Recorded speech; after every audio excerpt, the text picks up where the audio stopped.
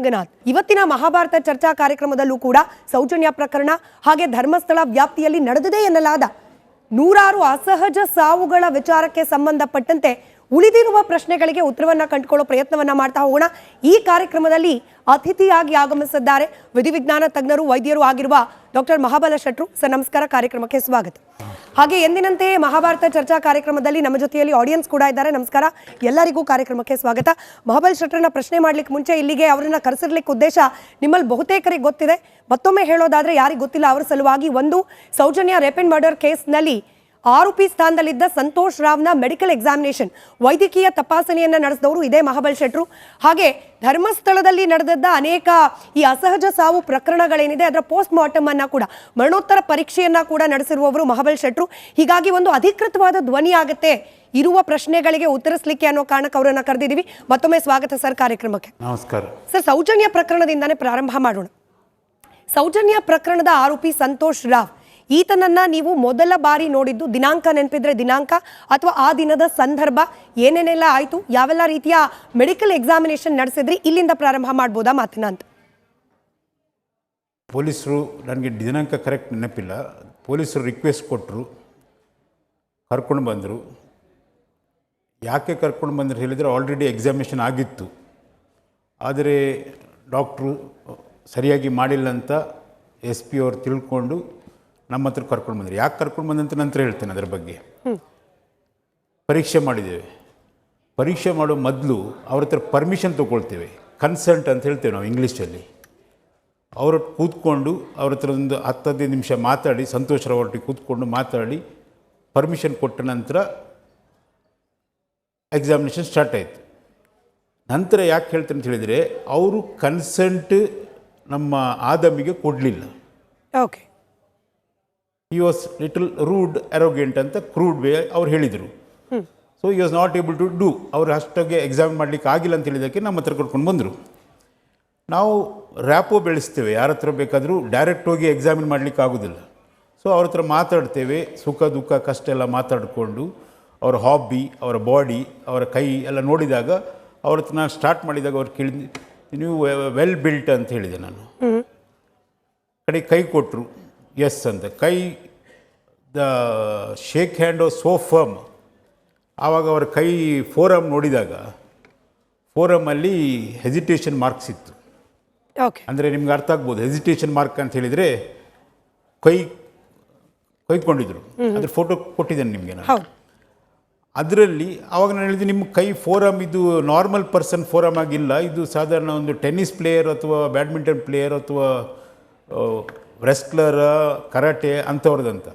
ಆವಾಗ ಹೇಳಿದರು, ನಾನು 3rd ಡ್ಯಾನ್ ಬ್ಲ್ಯಾಕ್ ಬೆಲ್ಟ್ ಅಂತ ಹೇಳಿದರು. ಇವತ್ತವರೆಗೆ ಯಾರು ಡ್ಯಾನ್ ಅಂತ ಯೂಸ್ ಮಾಡಿರಿ, ಎಲ್ಲ ಬ್ಲ್ಯಾಕ್ ಬೆಲ್ಟ್ ಅಂತ ಮಾತ್ರ ಹೇಳಿದರು. ಈಸ್ ಅ 3rd ಡ್ಯಾನ್ ಅಂತ ಹೇಳಿದರೆ ಹೀ ಕ್ಯಾನ್ ಗಿವ್ ಬ್ಲ್ಯಾಕ್ ಬೆಲ್ಟ್. ಇನ್ನೂ ಸುಲಭವಾಗಿ ಹೇಳೋದಂದ್ರೆ ಮಾಸ್ಟರ್ ಲೆವೆಲ್ ಅಲ್ಲಿ ಕರಾಟೆಯನ್ನು ಕಲಿಸೋ ಮಾಸ್ಟರ್ ಲೆವೆಲ್ ಅಲ್ಲ, he can give black belt. Black belt ಕಲ್ತವರಿಗೆ ಬ್ಲ್ಯಾಕ್ ಬೆಲ್ಟ್ ಕೊಡ್ಲಿಕ್ಕೆ ಬರೋದಿಲ್ಲ. ಸೊ ಹಾಗೆ ರ್ಯಾಪು ಬೆಳೆದು ಅವರು he opened up, story narrative ಮಾಡಿದರು, ಹೇಳಿದರು, ಬಟ್ಟೆ ಬಿಚ್ಚಿದ್ರು, ಎಕ್ಸಾಮಿನ್ ಮಾಡಿದರು.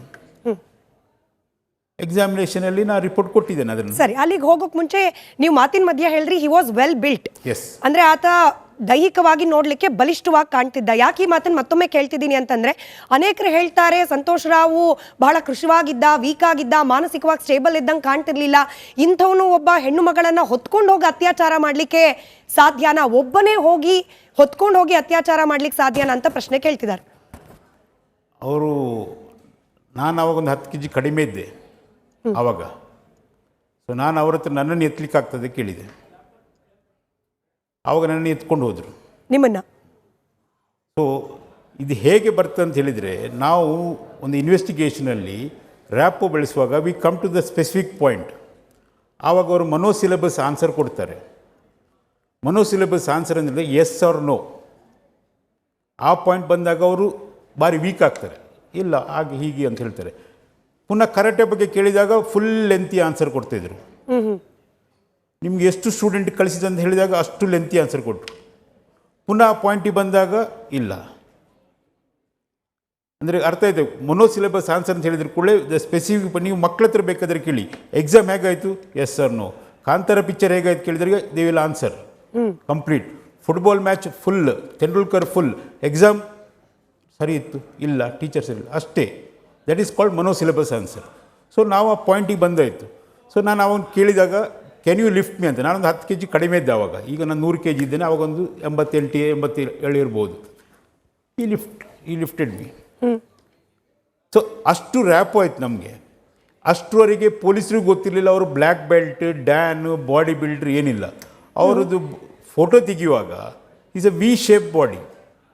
ನಾನು ಅದು ಕೇಳಿದೆ, ನೀವು ಸ್ವಿಮ್ಮರ ಕೇಳಿದೆ. ಇಲ್ಲ, ನಾನು ಇದು ಏನು ಹೇಳ್ತಾರೆ ಅದಕ್ಕೆ ಇದು ಏನು ಇದು ಪುಷಪ್ಸ್, ಸಾರಿ, ಒಂದು ಕೈಯಲ್ಲಿ 150 ಪುಷಪ್ ಮಾಡಿ ತೋರಿಸಿದ್ರು.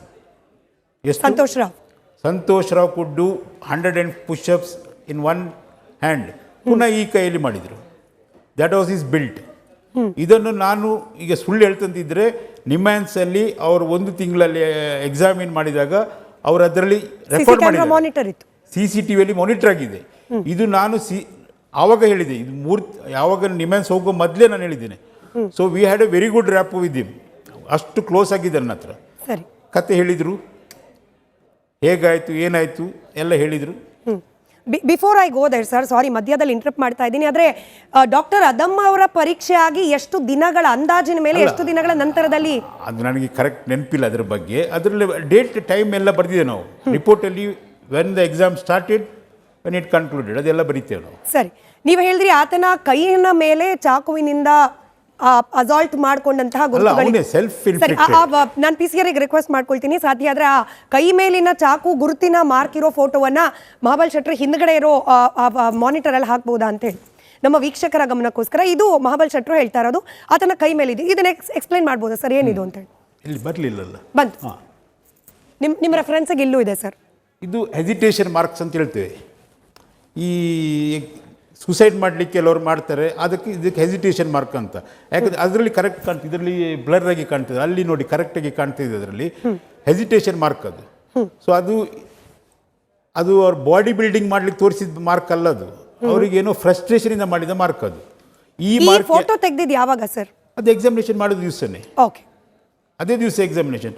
ಅದ ನಂತರ every part of the body ಅವರನ್ನು ಪೇಪರ್ ಮೇಲೆ ನಿಲ್ಲಿಸಿ ನಾವು ಫೋಟೋ ಇದು ಎಕ್ಸಾಮಿನ್ ಮಾಡೋದು.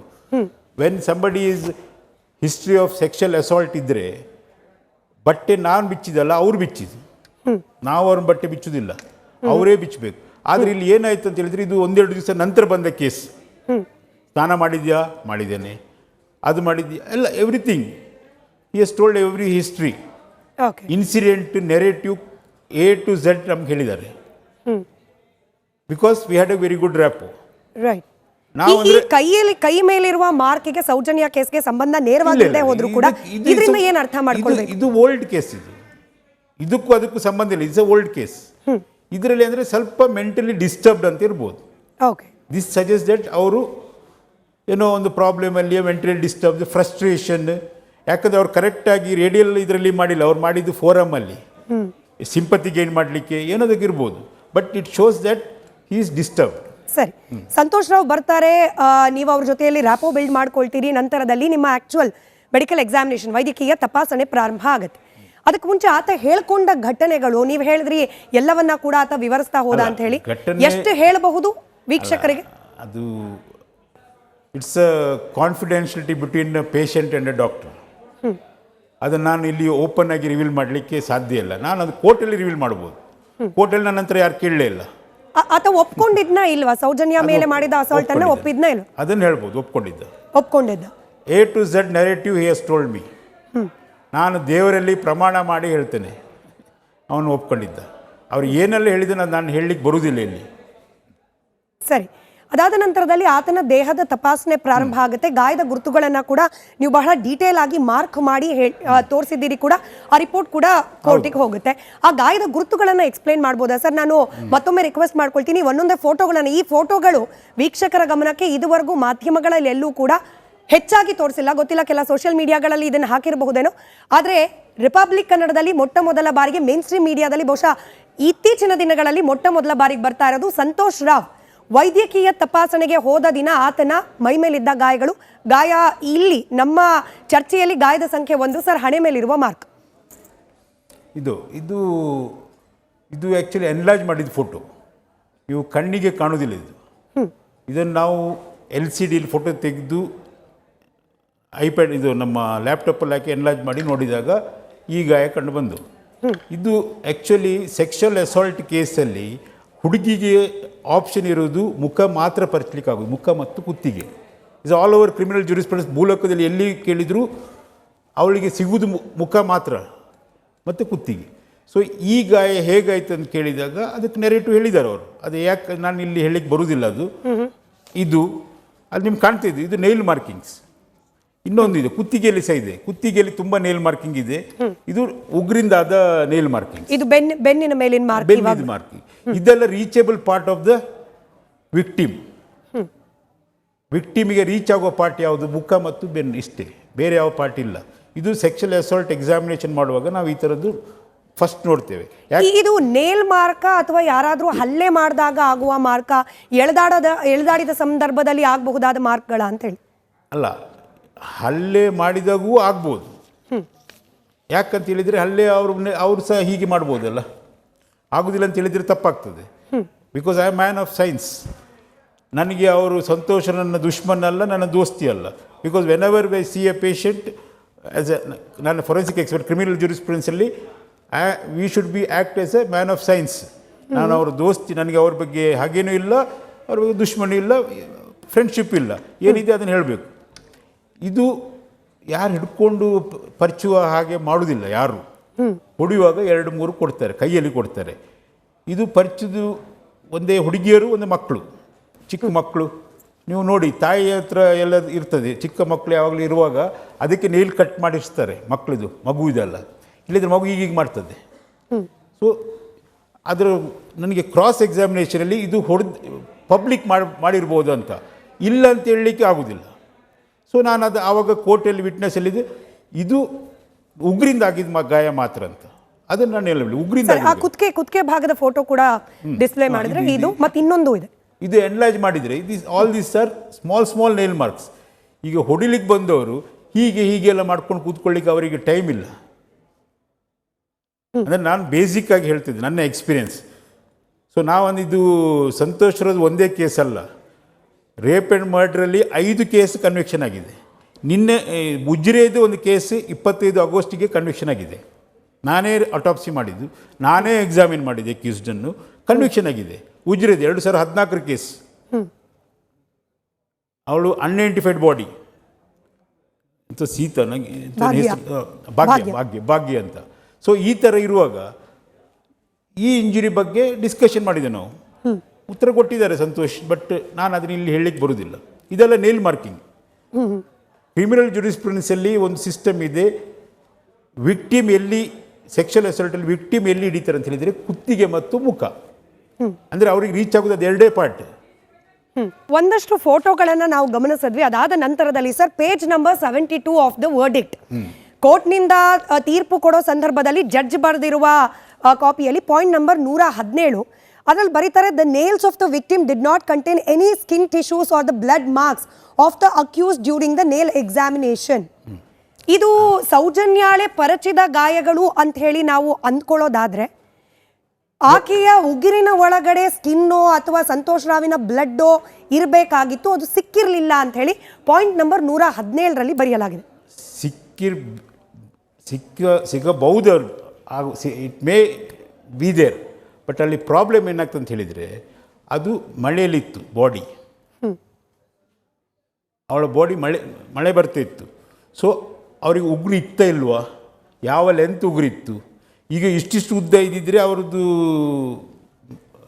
ಇದು it would have been a stab injury. ಚಿಕ್ಕ ಹೋಗಿರ್ಬೋದು, ಕಲೆಕ್ಷನಲ್ಲಿ ಫಾಲ್ಟ್ ಆಗಿರ್ಬೋದು, ಮಳೆಯಿಂದ ಹೋಗಿರ್ಬೋದು. ಸೊ ಇದರಿಂದ ಚಾನ್ಸಸ್ ಇದೆ. ಬಟ್ ಉಗ್ರು ಮಾರ್ಕ್ ಅಲ್ಲ ಅಂತ ಹೇಳಲಿಕ್ಕೆ ಆಗೋದಿಲ್ಲ. ಯಾಕಂದ್ರೆ ನಾನು ಸೌಜನ್ಯನ ನೋಡಲಿಲ್ಲ, ಅವ್ರು ಎಕ್ಸಾಮಿನ್ ಮಾಡಿಲ್ಲ. ನಾನು ನೋಡಿದಿದ್ರೆ ನಾನು ಕರೆಕ್ಟಾಗಿ ಹೇಳ್ತಿದ್ದೆ. ರೈಟ್. ಇದರ ಜೊತೆಯಲ್ಲೇ ನೀವು 11 ಗಾಯದ ಗುರುತುಗಳನ್ನು ಬಹಳ ಪ್ರಮುಖವಾಗಿ, 11ನೇದು ಬಹಳ ಸ್ಪೆಸಿಫಿಕಲಿ 17 ಗುರುತು ಮಾಡಿದ್ದು, ಅದರಲ್ಲಿ 11ನೇದು ಬಹಳ ಮುಖ್ಯವಾಗುತ್ತೆ. ನಾನು ಸಾಧ್ಯ ಆದರೆ ಅದನ್ನು ತೋರಿಸಿ ನಿಮಗೆ ಪ್ರಶ್ನೆ ಕೇಳ್ತೀನಿ. ಯಾಕಂದರೆ ಜಡ್ಜ್ಮೆಂಟ್ ಕಾಪಿ ಬರೋ ಹೊತ್ತಿಗೆ ಸರ್ ಅದರ ಉಲ್ಲೇಖ ಮಿಸ್ ಆಗಿಬಿಡುತ್ತೆ. ಇದು ಸಂತೋಷ್ ರಾವ್ ಅವರಿಗೆ ಮಹಾಬಲ್ ಶೆಟ್ರು ಮಾಡಿದಂತಹ ಮೆಡಿಕಲ್ ಎಕ್ಸಾಮಿನೇಷನ್ ಸಂದರ್ಭದಲ್ಲಿ ಕೊಟ್ಟಂತಹ ರಿಪೋರ್ಟು ಇಲ್ಲಿ ಗಾಯದ ಸಂಖ್ಯೆ 11 ಮಾರ್ಕ್ ಮಾಡಿ ಅದನ್ನ ಪ್ರೈವೇಟ್ ಪಾರ್ಟ್ನಲ್ಲಿ ಮಾರ್ಕ್ ಮಾಡಿ ತೋರಿಸ್ತೀರಿ, ಇಲ್ಲಿ ಇಂಜುರಿ ಆಗಿದೆ ಅಂತ ಹೇಳಿ ಆ ಫೋಟೋ ಕೂಡ ಇದೆ.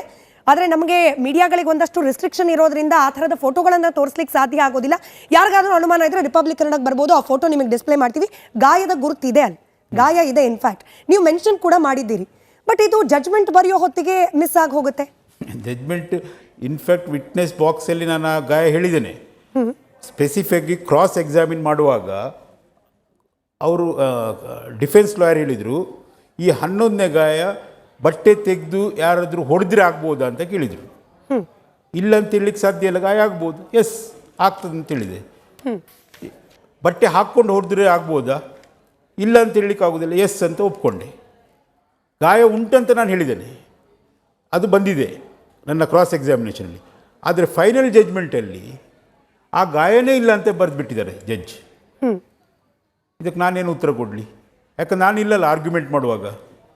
ಅದು public prosecutor should have raised that issue. Public prosecutor ಆ ವಿಷಯನೇ ಮಾತಾಡಲಿಲ್ಲ. ಮತ್ತು ಅದರಲ್ಲಿ ನಾನು ಇನ್ನೊಂದು ವರ್ಡ್ ಹೇಳಲೇ ಇಲ್ಲ. ಅವರು ಸೆಕ್ಷುವಲ್ ಅಸಾಲ್ಟ್ ಮಾಡುವಾಗ ಅವರ ಪ್ರೈವೇಟ್ ಪಾರ್ಟಿಗೆ ಹರಿದು ಗಾಯ ಆಗ್ತದೆ ಅಂತ ನಾನೇನು ಹೇಳಿಲ್ಲ. ಆದರೆ ಅದನ್ನು ಸಹ ಹಾಕಿದ್ದೆ ನಾನು ಹೇಳಿದ್ದೇನಂತ. ನಾನು ಹರಿದು ಗಾಯ ಆಗ್ಬೋದು ಅಂತ ಹೇಳಿದ್ದೇನಂತ ಜಡ್ಜ್ಮೆಂಟಲ್ಲಿ ಲಾಸ್ಟಲ್ಲಿ doctor Adam and doctor Mahabalesh Shetty ಅಂತ ಹೇಳಿದ್ದಾರೆ. ಹೌದು, ಪಾಯಿಂಟ್ ನಂಬರ್ 128. ಯಾರಿಗಾರು ಅನುಮಾನ ಇದ್ದವ್ರು ಕ್ರಾಸ್ ವೆರಿಫೈ ಮಾಡ್ಕೊಳ್ಬೋದು. Page number 79. ಇದರ ಹೇಳ್ತಾರೆ, strangely both the doctors have not noticed any injuries on the private part of the accused. Apart from the evidence of the doctors, the material witness have categorically disposed that the accused is nowhere connected with the alleged crime and has been falsely implicated. ಇಲ್ಲೇ ಬರೆದಿದ್ದೆ ನಾನು 11 ಗಾಯ ಬರೆದು ತೋರಿಸಿದ್ದೇನೆ ನಿಮ್ಗೆ. ಈಗಷ್ಟು ನೀವು ತೋರಿಸಿದ್ರೆ 11ನೇ ಗಾಯ judgment ಎಂಡಲ್ಲಿ ಇಲ್ಲ ಅಂತ ಹೇಳಿದ್ದಾರೆ. ಅದಕ್ಕೆ ಪಬ್ಲಿಕ್ ಪ್ರಾಸಿಕ್ಯೂಟರ್ ಉತ್ತರ ಕೊಡಬೇಕು. ನಾನು ಉಂಟಂತ ತೋರಿಸಿದ್ದೇನೆ, ಉಂಟು ಸರ್ಟಿಫಿಕೇಟಲ್ಲಿ ತೋರಿಸಿದ್ದೇನೆ, ಕ್ರಾಸಲ್ಲಿ ಹೇಳಿದ್ದೇನೆ. ಕ್ರಾಸ್ ಎಕ್ಸಾಮಿನ್ ಮಾಡುವಾಗ ಅವ್ರು ಸ್ಪೆಸಿಫಿಕ್ಕಾಗಿ ಕೇಳಿದರು, ಬಟ್ಟೆ ತೆಗೆದು ಯಾರಾದ್ರೂ ಹೊಡೆದ್ರೆ ಆಗ್ಬೋದಾ? ಆಗ್ಬೋದು. ಬಟ್ಟೆ ಹಾಕ್ಕೊಂಡು ಯಾರು ಹೊಡೆದ್ರೆ ಆಗ್ಬೋದು? ಆಗ್ಬೋದು. ಅದರಲ್ಲಿ ಹೇಗೆ ಬಂತು ನನಗೆ ಹೇಗೆ ಗೊತ್ತು? ಅದು ಪಬ್ಲಿಕ್ ಪ್ರಾಸಿಕ್ಯೂಟ್ರಿಗೆ ಗೊತ್ತು. ಕ್ರಾಸ್ ಎಕ್ಸಾಮಿನೇಷನ್ನು ಅಥವಾ ಕೌಂಟರ್ ಕ್ವೆಶ್ಚನ್ನು ಬರ್ದಲ್ಲೇ ಒಂದು ಜಡ್ಜ್ಮೆಂಟ್ ಬಂದ್ಬಿಡುತ್ತೆ ಅಂದರೆ ಜನಸಾಮಾನ್ಯರಿಗೆ ಸರ್, ಯಾಕಂದರೆ ಬಹುತೇಕರು ಕೋರ್ಟ್ ಒಳಗೆ ಹೋಗಲ್ಲ, ಕೋರ್ಟ್ ಒಳಗೆ ಹೇಗೆ ನಡೆಯುತ್ತೆ ಈ ವಿಚಾರಣೆಗಳು ಅನ್ನೋದನ್ನು ತಿಳ್ಕೊಂಡಿರಲ್ಲ. ಸೋಷಿಯಲ್ ಮೀಡಿಯಾ ಅಥವಾ ಮೀಡಿಯಾದ ಹೇಳಿಕೆಗಳ ಆಧಾರದ ಮೇಲೆ ಡಿಸೈಡ್ ಮಾಡಿಬಿಡ್ತಾರೆ. ಅರೆ, ಒಂದು ರಿಪೋರ್ಟಲ್ಲಿ ಗಾಯನ ಸಂಖ್ಯೆ 11 ಇರೋದು ಜಡ್ಜ್ಮೆಂಟಲ್ಲಿ ಇಲ್ಲ ಅಂದರೆ ಇದನ್ನು ಯಾರೂ ಪ್ರಶ್ನೆನೇ ಮಾಡಲಿಲ್ವಾ ಅನ್ನೋ ಅನುಮಾನ ಬಂದ್ಬಿಡುತ್ತೆ. ನಾನು ನನ್ನ ಎಕ್ಸ್ಪೀರಿಯನ್ಸ್ ಹೇಳ್ತೇನೆ. 3000 ಕೋರ್ಟಲ್ಲಿ ನಾನು ಡಿಪೋಸ್ ಮಾಡಿದವ 3000 ಕ್ರಿಮಿನಲ್ ಕೇಸಲ್ಲಿ. ಆದರೆ 400 ಕನ್ವಿಕ್ಷನ್ ಆಗಿದೆ. ಎಷ್ಟು? 100 ರೇಪ್ ಇದು ಮರ್ಡರ್ ಕೇಸಲ್ಲಿ ಕನ್ವಿಕ್ಷನ್ ಆಗಿದೆ. 307 ಈಗ 109 BNS ಇದೆ. ಅಂಥ ಕೇಸಲ್ಲಿ 2500 ಕೋರ್ಟಲ್ಲಿ ನಾನು ಡಿಪೋಸ್ ಮಾಡಿದವ. ಕ್ರಾಸ್ ಎಕ್ಸಾಮಿನೇಷನ್ ಆರ್ಗ್ಯುಮೆಂಟ್ PP ಮನಸ್ಸು ಮಾಡಿದರೆ ಈ ಕೇಸಲ್ಲಿ conviction was in the hand. ನನ್ನ ಎಕ್ಸ್ಪೀರಿಯೆನ್ಸಲ್ಲಿ ನನ್ನ ಎಕ್ಸ್ಪರ್ಟೈಸನ್ನು ಕೋರ್ಟ್ ಹ್ಯಾಸ್ ನಾಟ್ ಯುಟಿಲೈಸ್ಡ್. ನಾನು ಇವತ್ತು ನಿಮ್ಮ ಮೀಡಿಯಾದ ಎದುರಿಗೆ ಹೇಳ್ತಿದ್ದೇನೆ, PP ಅವರು ನನಗೆ ವಾಲಂಟ್ರಿ ಆಗಲಿಕ್ಕೆ ಬಿಡಲಿಲ್ಲ. ಡಾಕ್ಟ್ರಿಗೆ ಒಂದು ವಾಲಂಟ್ರಿ ಆಗಲಿಕ್ಕೆ ಒಂದು ಪರ್ಮಿಷನ್ ಇದೆ ಕೋರ್ಟಲ್ಲಿ, because we are expert. Court is experts of expert, judge is expert of expert. ನಮ್ಮೆಲ್ಲರ ಎಕ್ಸ್ಪರ್ಟ್ ಜಡ್ಜ್. ಜಡ್ಜ್ ಕೆಲಸ ಡೌಟ್ ಕೇಳ್ತಾರೆ, ಅವರಿಗೆ ಡೌಟ್ ಬರುವಾಗ ನಾನು ಹೇಳಬೇಕು ವಾಲಂಟ್ರಿ. ನಾನು ವಾಲಂಟ್ರಿ ಆಗುವಾಗ ನೀವು ಸ್ವಲ್ಪ ಸುಮ್ಮನೆ ಇರಿ ಅಂತ. ಯಾರು ಹೇಳಿದ್ದು ಸರ್? PP ಅವರು. ಓಕೆ, ನಾವು ನನ್ನನ್ನು ಕರೆದದ್ದು PP. I am a prosecution witness. ಹೌದು. I can't go against prosecution, then I will become called as hostile. So ನಾನು ಜಡ್ಜಿಗೆ ಹೀಗೆ ಅಂತೇಳಿ ಸುಮ್ಮನೆ ಇರಿ ಅಂತ ಹೇಳಿದರು. ಸೊ ನನಗೆ ಮಾತಾಡಲಿಕ್ಕಾಗಿಲ್ಲ. ಬಟ್ ನನ್ನ ಈ 400 ಕನ್ವಿಕ್ಷನಲ್ಲಿ ಎವ್ರಿವೇರ್ ಐ ವಾಲಂಟಿಯರ್ಡ್. ನೀವು ಗೂಗಲಲ್ಲಿ ಹಾಕಿ ನೋಡ್ಬೋದು ಡಾಕ್ಟರ್ ಮಹಾಬಲೇಶ್ ಶೆಟ್ಟಿ ಅಂತ, ಕ್ರೆಡಿಬಿಲಿಟಿ ಬರ್ತದೆ ಎಷ್ಟು ಕ್ರಿಮಿನಲ್ ಕೇಸಲ್ಲಿ ಎಷ್ಟು ಕನ್ವಿಕ್ಷನ್ ಆಗಿದೆ ಅಂತ. ಈ ವರ್ಷ 2025 7 ಲೈಫ್ ಇಂಪ್ರಿಸನ್ಮೆಂಟ್ ಕೇಸ್ ಆಗಿದೆ. 7 life imprisonment in murder cases. Murder case 7 murder ಕೇಸಲ್ಲಿ 7 ಕನ್ವಿಕ್ಷನ್ ಲೈಫ್ ಇಂಪ್ರಿಸನ್ಮೆಂಟ್ ಆಗಿದೆ. That itself proves. ನಾನು ಯಾರಿಗೂ ಪ್ರೂವ್ ಮಾಡಬೇಕಂತಿಲ್ಲ ವಾಟ್ ಈಸ್ ಮೈ ಕ್ರೆಡಿಬಿಲಿಟಿ. ಮತ್ತು ನೀವು ಯಾರು ಕೇಳ್ತಿದ್ರು ಅಲ್ಲಿ ಯಾಕೆ ಕರ್ಕೊಂಡು ಬರ್ತಾರಂತ. ಅಲ್ಲಿ ಯಾಕೆ ಕರ್ಕೊಂಡು ಬರ್ತಾರಂತ ಹೇಳಿದರೆ, ಬೆಳ್ತಂಗಡಿ ಸರ್ ಬರೋಣ ಸರ್. ಇಲ್ಲ, ಅದಕ್ಕೆ ನನಗೆ ಸ್ಪೆಸಿಫಿಕಲಿ ಆನ್ಸರ್ ಬೇಕು. ನಾನು ಫಸ್ಟ್ ಈ ಸಂತೋಷ್ ರಾವ್ ಪ್ರಕರಣವನ್ನು ಮುಗಿಸ್ಕೊಂಡು ಅಲ್ಲಿಗೆ ಬರ್ತೀನಿ. ಇದೇ ಜಜ್ಮೆಂಟ್ ಕಾಪಿಯಲ್ಲಿ ಮತ್ತೊಂದು ಕಡೆ ಫಿಮೋಸಿಸ್ನ ಪ್ರಸ್ತಾಪ ಆಗೋದು ಪೇಜ್ ನಂಬರ್ 6ರಲ್ಲಿ ಮೊದಲ ಬಾರಿ. ಅದರಲ್ಲೂ ನಿಮ್ಮದೇ ಹೇಳಿಕೆ, ನಿಮ್ಮದೇ ಎಕ್ಸಾಮಿನೇಷನ್ ಆಧಾರದ ಮೇಲೆ ಈ ಕಾಯಿಲೆ ಬಗ್ಗೆ ಕೂಡ ಅನೇಕರು ಪ್ರಶ್ನೆ ಮಾಡ್ತಿದ್ದಾರೆ.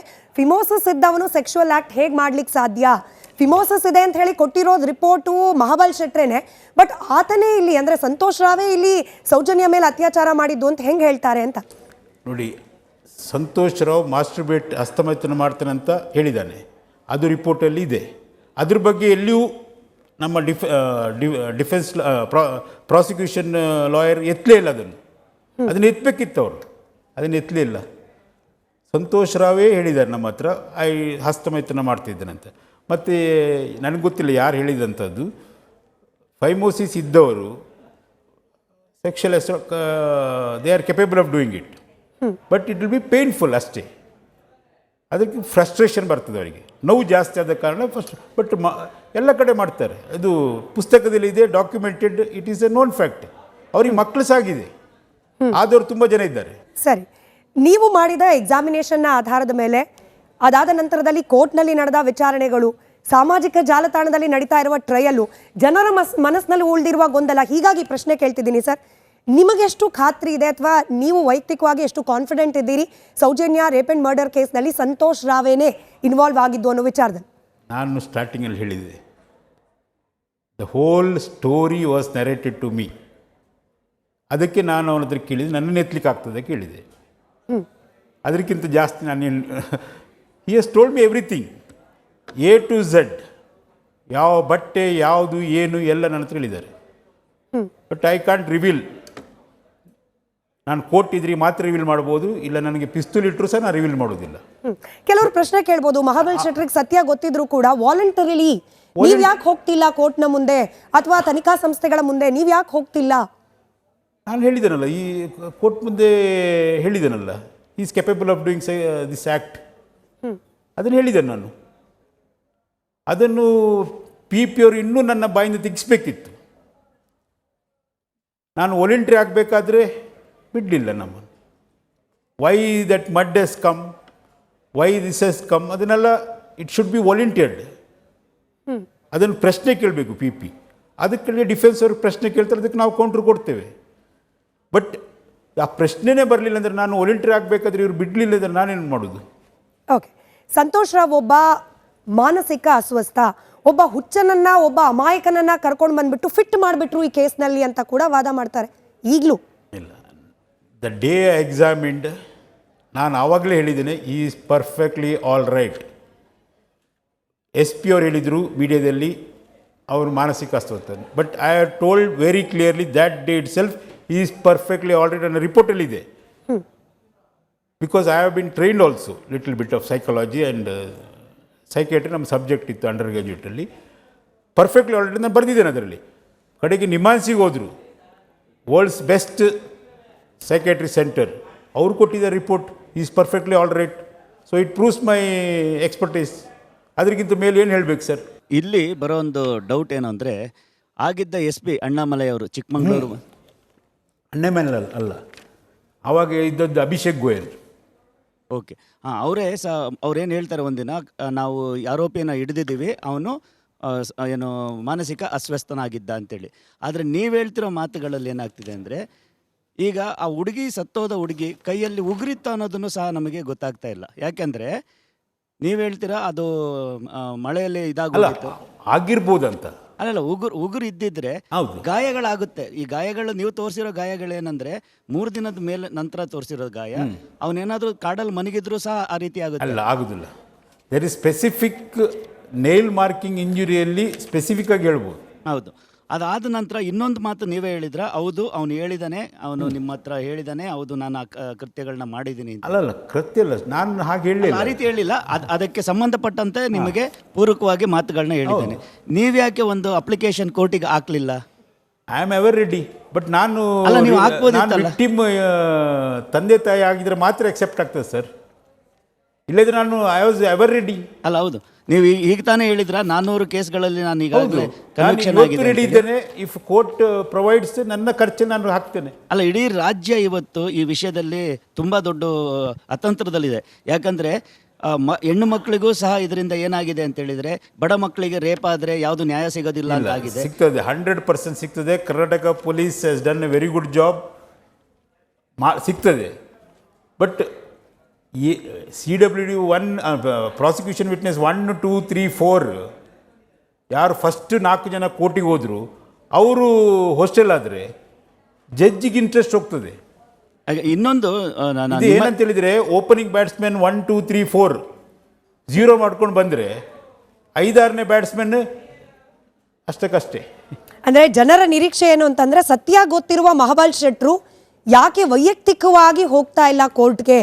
ಸಾಕ್ಷ್ಯಗಳು ನನ್ನ ಹತ್ರ ಇದೆ, ನಾನು ಕೊಡ್ತೀನಿ, ಸೌಜನ್ಯಾಗೆ ನ್ಯಾಯ ಕೊಡಿಸ್ತೀನಿ ಅಂತ ಹೇಳಿ ನೀವು ಯಾಕೆ ಹೋಗ್ತಿಲ್ಲ ಅಂತ. ನನಗೆ ಇದು ಕೋರ್ಟ್ ನನ್ನದು ಎಕ್ಸೆಪ್ಟ್ ಮಾಡೋದಾದರೆ I will go. Court accept ಮಾಡೋದಿಲ್ಲ ಅಂತ ಲಾಯರ್ ಹೇಳಿದ್ದಾರೆ. ನಮ್ಮ ಪರಿಚಯದ ಕ್ರಿಮಿನಲ್ ಲಾಯರ್ಸೇ ಹೇಳಿದ್ದಾರೆ. ಡಿಫೆನ್ಸ್ ಯಾರು ನಮ್ಮನ್ನು ಕ್ರಾಸ್ ಮಾಡ್ತಿದ್ದವರು ಅವ್ರು ಹೇಳಿದ್ದಾರೆ, it can be done only by ಸೌಜನ್ಯ ಅವರ ತಂದೆ ತಾಯಿ. ಓಕೆ ಸರ್, ಇವಾಗ ಅಲ್ಲಿನ ಇದು ದೊಡ್ಡವರ ಕುಟುಂಬಕ್ಕೂ ಈ ಕೊಲೆಗೂ ಸಂಬಂಧ ಇಲ್ಲ, ಈ ಸಾವುಗೂ ಸಂಬಂಧ ಇಲ್ಲ ಅಂತ ಆದಮೇಲೆ ಕೊಲೆಗಾರರು ಯಾರು ಸರ್? ಇದನ್ನ ಗೊತ್ತಿದ್ದು ಯಾಕೆ ಸುಮ್ಮನೆ ಇದ್ದಾರೆ ಅಂತ ಅಲ್ಲ, ಕೊಲೆಗಾರರು ಯಾರಂತ ಈಗ ಅಷ್ಟೇ ಹೇಳಿದೆ. ಇಷ್ಟೆಲ್ಲ ಕರ್ನಾಟಕದಲ್ಲಿ ಅಲ್ಲ, ದೊಡ್ಡವರು ಅಂತ ನಮ್ಗೆ ಗೊತ್ತಿಲ್ಲ. ಕಾನೂನಲ್ಲಿ ದೊಡ್ಡವರು ಇಲ್ಲ, ಚಿಕ್ಕವರು ಇಲ್ಲ ಸರ್ ಮೇಡಮ್. ಕಾನೂನು ನಾವು ನೋಡುವಾಗ, ಈಗ ನಾನು ಇನ್ನೊಂದು ಕೇಸ್ ಬಗ್ಗೆ ಹೇಳ್ಬೇಕಂತ, ಈಗ ಈ ಡಬಲ್ ಮರ್ಡರ್ ಒಂದು ಆಗಿತ್ತು, 5 kg ಗೋಲ್ಡ್. ಅವರು ಕನ್ವಿಕ್ಷನ್ ಆಗಿದೆ. ಅವರಿಗೆ ಎಕ್ಸಿಮೇಷನ್ ಮಾಡಿ, ನಾನೇ ಕೇರಳಕ್ಕೆ ಹೋಗಿ ಎಕ್ಸಿಮೇಷನ್ ಮಾಡಿ ಕನ್ವಿಕ್ಷನ್ ಆಗಿದೆ. 5 kg ಗೋಲ್ಡು ಮತ್ತು ಅವ್ರ ಮನೆಯವರು ಅತಿ ಶ್ರೀಮಂತರು. ಹೇಗೆ ಕನ್ವಿಕ್ಷನ್ ಆಯಿತು? ಸತ್ತವರಿಬ್ಬರು ಏನಿಲ್ಲದವರು. ಒಂದು ಬೇಜಾರು ಮಾಡ್ಕೊಂಡ್ಬೇಡಿ, ನಿಮ್ಮ ಮಾತಿನ ದ್ವಂದ್ವದಲ್ಲಿ ನಮ್ಗನ್ಸ್ತಿರೋದು ಇದರಲ್ಲಿ ಒಬ್ಬನ್ನ ಉಳಿಸೋ ಪ್ರಯತ್ನ ಆಗ್ತಾ ಇಲ್ಲ, 2 ಜನರನ್ನ ಉಳಿಸುವಂತ ಪ್ರಯತ್ನ ಆಗ್ತಿದೆ. ಒಂದು ಹೇಳ್ತೀನಿ, ನೀವು ಮಾತಾಡ್ತಿರೋದು ನೋಡಿದ್ರೆ ಯಾರಿಗೋ ಒಂದು ದೊಡ್ಡ ಮನೆತನದವರು ಮಾಡಿಲ್ಲ ಅನ್ನೋದನ್ನ ನೀವು ಪ್ರೂವ್ ಮಾಡಕ್ ಹೋಗ್ತಿದ್ದೀರಾ. ನಿಮಿಷ ಸರ್, ನನಗೆ ಗೊಂದಲ ಇದೆ, ಹೇಳ್ಬಿಡಿ. ಇಷ್ಟುವರೆಗಿನ ನನ್ನ ಪ್ರಕಾರ ಅರ್ಧ ಗಂಟೆಗಿಂತ ಹೆಚ್ಚಾಯ್ತು. ಇಲ್ಲಿ ದೊಡ್ಡ ಮನೆತನದ ಅಥವಾ ದೊಡ್ಡ ಪ್ರಭಾವಿಗಳ ಹೆಸರಾಗ್ಲಿ ವಿಷಯ ಆಗ್ಲಿ ಎಲ್ಲಿ ಪ್ರಸ್ತಾಪ? We are providing the documents, we are speaking on the basis of the judgement copy. ಫೋಟೋಗಳು ತೆಗೆದ ಸಂದರ್ಭದಲ್ಲಿ ಇದ್ದಂತಹ ವೈದ್ಯರು ಅವರ ಒಪಿನಿಯನ್ ಬಗ್ಗೆ ಮಾತನಾಡ್ತಿದ್ದೀವಿ ಹೊರತು ಇಲ್ಲಿ ಯಾರನ್ನು ರಕ್ಷಣೆ ಮಾಡೋ ವಿಚಾರ ನಿಮ್ಗೆ ಯಾಕೆ ಅನುಮಾನ ಬಂತು ಅಂತ? ಸೋಷಿಯಲ್ ಮೀಡಿಯಾ ಜಾಸ್ತಿ ನೋಡಿದೀರಾ? ನನ್ನ ಅನುಮಾನ ಸೋಷಿಯಲ್ ಮೀಡಿಯಾ ಜಾಸ್ತಿ ನೋಡಿಲ್ಲ. ಒಂದು ಕೃತ್ಯ ಆದಾಗ ಇಲ್ಲ ಇವನು ಮಾಡಿದಾನೆ ಇವನು ಮಾಡಿಲ್ಲ ಅನ್ನೋದನ್ನ ಪ್ರೂವ್ ಆಗ್ಲೇಬೇಕು. ಇಲ್ಲಿ ಏನಾಗಿದೆ ಅಂದ್ರೆ, ಈಗ ಮಾಡಿರೋನ್ನ ಹೊರಗಡೆ ಬಿಟ್ಟಿದ್ದಾರೆ. ಹಾಗಾಗಿದ್ರೆ ಒಂದು 100% ಕನ್ವಿಕ್ಷನ್ ಆಗ್ಬೇಕಲ್ಲ ಇಡೀ ಇಂಡಿಯಾದಲ್ಲಿ. ಯಾಕೆ ನಮ್ಮಲ್ಲಿ ಈಗ 20-25% ಕನ್ವಿಕ್ಷನ್ ಇದ್ದಾರೆ ಸರ್? ನನ್ನ ಕನ್ವಿಕ್ಷನ್ 80% ಇದೆ. ಹೌದು, ದೇಶದ 25% ಇದೆ. ಇದು ಯಾಕೆ 25% ಬರಬಾರ್ದು? ನೋಡಿ, ನಾನು 1947 ಗ್ಲಾಸಲ್ಲಿ ಹಾಕ್ಕೊಂಡು ಮಾತಾಡೋದಲ್ಲ.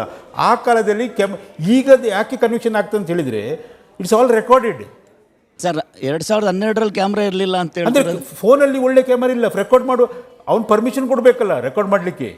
So that is why I told, consult ತಗೊಳ್ಳೋದು. ನಾನು ಅವನ ಪರ್ಮಿಷನ್ ಇದ್ರೆ ಮಾತ್ರ ಮಾಡ್ಲಿಕ್ಕೆ ಆಗೋದು. ಅಲ್ಲ, ಗೊತ್ತಾಯ್ತು. ಈಗ ಅವನಿಗೆ ಕನ್ವಿಕ್ಷನ್ ಆಗ್ಲಿಲ್ಲ ಅಂದ್ರೆ ಇಡೀ ರಾಜ್ಯ ಜನಕ್ಕೆ ಏನಾಗುತ್ತೆ ಅಂತ ಹೇಳಿದ್ರೆ, ಒಂದು ಗುಂಪಿನ ಜನ ಆಗಿದೆ ಖಾಲಿ ಡಾಕ್ಟರ್ ಮತ್ತೆ ಪೊಲೀಸರಿಂದ ಅಲ್ಲ, ನಿಮ್ಮಿಂದ. ಹೌದು ಸರ್, ನೀವು ಮಾಡಿರೋ ಕೆಲಸ ನಮಗೆ ನಿಜವಾಗ್ಲೂ ಇದಿದೆ. ಇಲ್ಲಿ ಏನಾಗ್ತಿದೆ ಅಂದ್ರೆ, ಒಂದು ಗುಂಪು ಧರ್ಮಸ್ಥಳ ವಿರುದ್ಧವಾಗಿರುತ್ತೆ, ಒಂದು ಗುಂಪು ಧರ್ಮಸ್ಥಳ ಪರವಾಗಿರುತ್ತೆ. ಇಲ್ಲಿ ರಾಜ್ಯ ಜನ ದ್ವಂದ್ವದಲ್ಲಿದ್ದಾರೆ. ಬಟ್ ಅದರಲ್ಲಿ ಏನಂತಾರೆ, ಪ್ರಾಸಿಕ್ಯೂಷನ್ PW 1, 2, 3, 4 ಅಲ್ಲ, ನಾನು ಯಾಕೆ ಹೇಳ್ತಿದ್ದೀನಿ ಅಂದ್ರೆ ಸರ್, ಈ 4-5 ತಿಂಗಳು ಹಿಂದ್ಗಡೆಯಿಂದ ಎಷ್ಟೊಂದು ತೊಂದರೆಗಳಾಯ್ತು, ಯಾವ್ಯಾವ ರೀತಿ ಆಯ್ತು.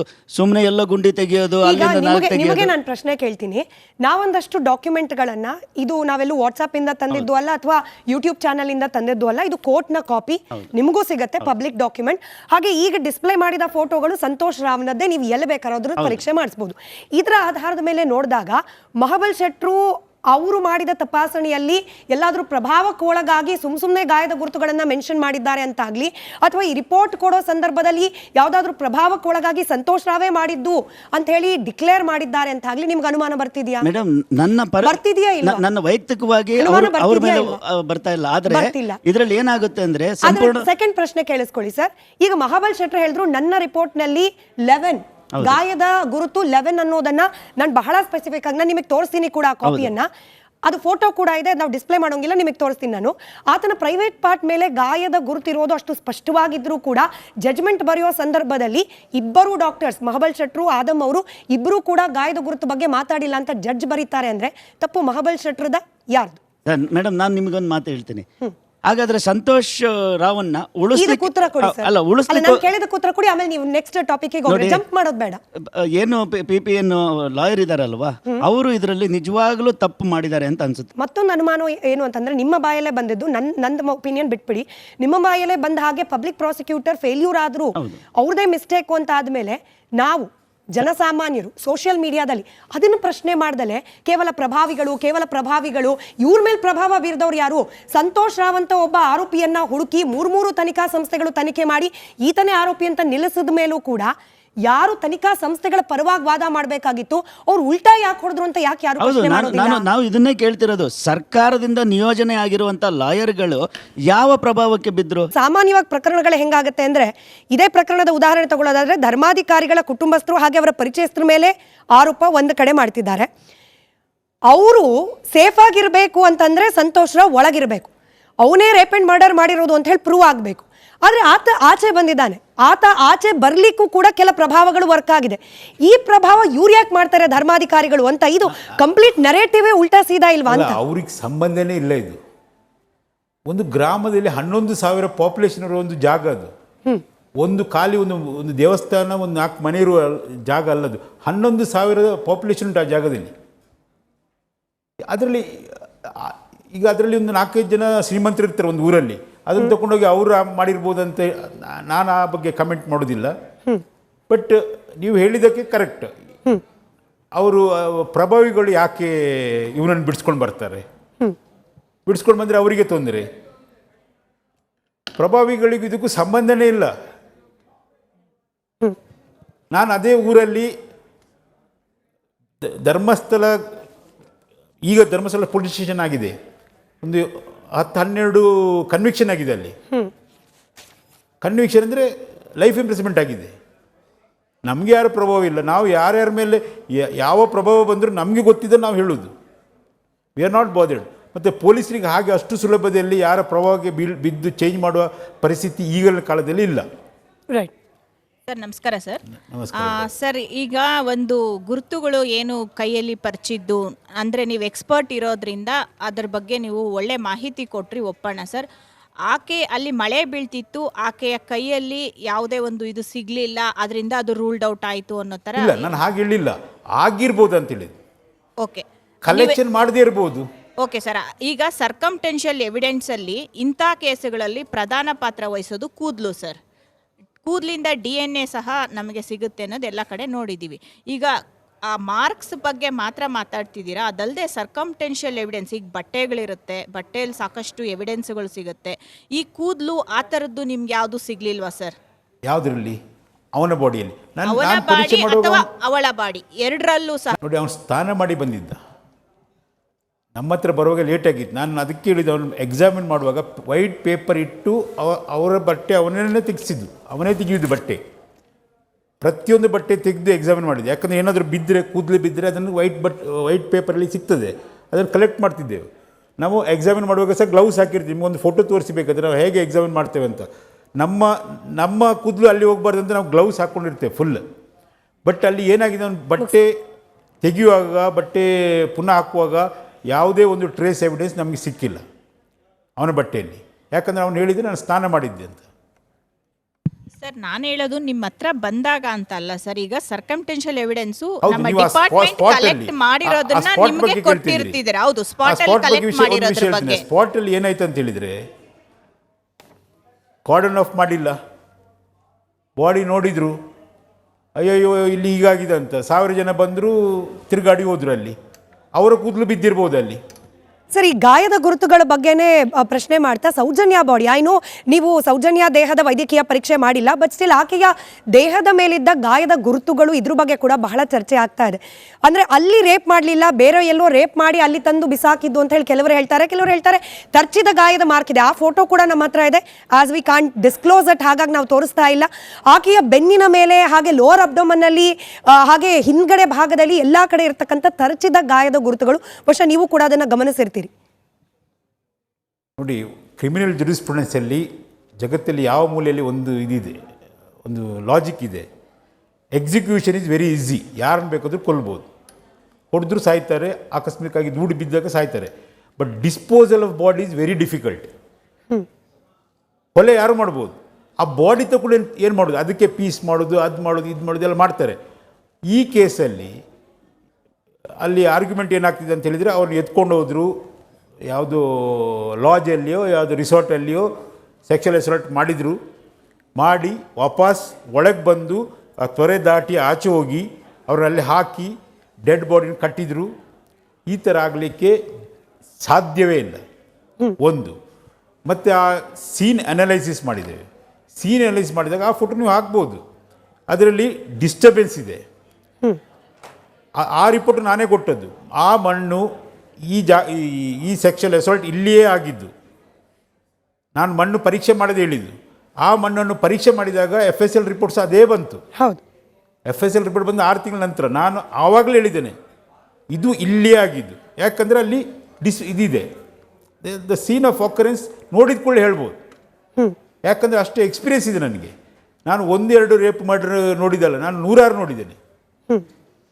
ಈ ಡಾಕ್ಟರ್ ಅದಮ್ ಅವರು ಮಾಡಿದಂತಹ ಮೆಡಿಕಲ್ ಎಕ್ಸಾಮಿನೇಷನ್ಗೂ ಹಾಗೆ ನಿಮ್ಮ ಎಕ್ಸಾಮಿನೇಷನ್ಗೂ ಒಂದಷ್ಟು ವೈರುಧ್ಯಗಳು ಬಂತು. ಇದು ಕೂಡ ಪ್ರಕರಣ ಹಳ್ಳ ಹಿಡಿಲಿಕ್ಕೆ ಕಾರಣವಾಯ್ತಾ ಅಂತ ಹೇಳಿ.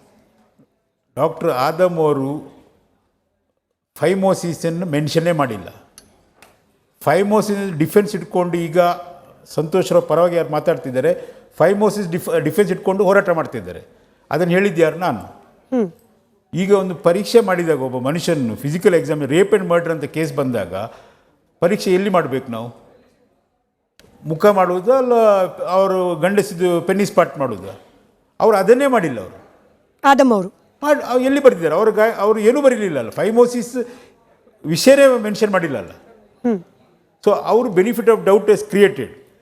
ಬಟ್ ಅದನ್ನೆಲ್ಲ ಕ್ಲಿಯರ್ ನಾವು ವಾಲಂಟರಿಯಾಗಿ ಕೋರ್ಟಲ್ಲಿ ಹೇಳ್ಬೋದಿತ್ತು, ಪ್ರಾಸಿಕ್ಯೂಷನ್ ವಿಟ್ನೆಸ್ ಕೇಳ್ಬೋದಿತ್ತು. ಈ ಈಸ್ ಎ ಫೊರೆನ್ಸಿಕ್ ಎಕ್ಸ್ಪರ್ಟ್. ನೋಡಿ ನಾವು we have to withstand the defence. ಅವ್ರು ಏನು ಕೇಳ್ತಾರೆ ನಮ್ಗೆ ಗೊತ್ತಿಲ್ಲ. ನೀವು ನೋಡ್ತಿದ್ದೀರಿ, ಪಿಕ್ಚರ್ ನೋಡ್ತೀರಿ, ಸೀರಿಯಲ್ ನೋಡ್ತೀರಿ. It should be spontaneous. ನಮಗೆ ಸಬ್ಜೆಕ್ಟ್ ಬಂದರೆ ಮಾತ್ರ ನಾವು ಉತ್ತರ ಕೊಡಲಿಕ್ಕಾಗೋದು. ಅಲ್ಲಿ ಪ್ರಶ್ನೆ ಕೇಳುವಾಗ ಇದು ಬಾಂಬ್ ಆಗಿ ಕೇಳ್ತಾರೆ, ಬಾಂಬಾರ್ಡ್ಮೆಂಟ್, ಕಾರ್ಪೆಟ್ ಬಾಂಬಿಂಗ್ ಹಾಕ್ತಾರೆ. ನಾವು ಅರ್ಥ ಆಗ್ತಿದ್ದಾಗ ನನಗೆ ಕೇಳಲಿಲ್ಲ ಸರ್, ಇನ್ನೊಮ್ಮೆ ಹೇಳಿ ಅಂತ. ಅದು ನಂಗೆ ಅರ್ಥ ಆಗಿಲ್ಲ, ಇನ್ನೊಮ್ಮೆ ಹೇಳಿ ಅಂತ ಹೇಳ್ತೇವೆ. ಆವಾಗ ನಾವು ಅವ್ರ ಪ್ರಶ್ನೆ ಕೇಳಿದ್ರೆ ನಾವು ನಮ್ಮ ಆನ್ಸರ್ ಹುಡುಕ್ತಾ ಇರ್ತೇವೆ, ಇದಕ್ಕೆ ಹೇಗೆ ಉತ್ತರ ಕೊಡೋದು ಅಂತ, ಎಲ್ಲಿ ತಪ್ಪಾಯ್ತು ಏನಂತ. So it is all spontaneous. ನಾನು ಪುಸ್ತಕ ಬಂದಕ್ಕೆ ಇಟ್ಕೊಂಡು ಅಲ್ಲಿ ಓದಲಿಕ್ಕೆ ಆಗೋದಿಲ್ಲ.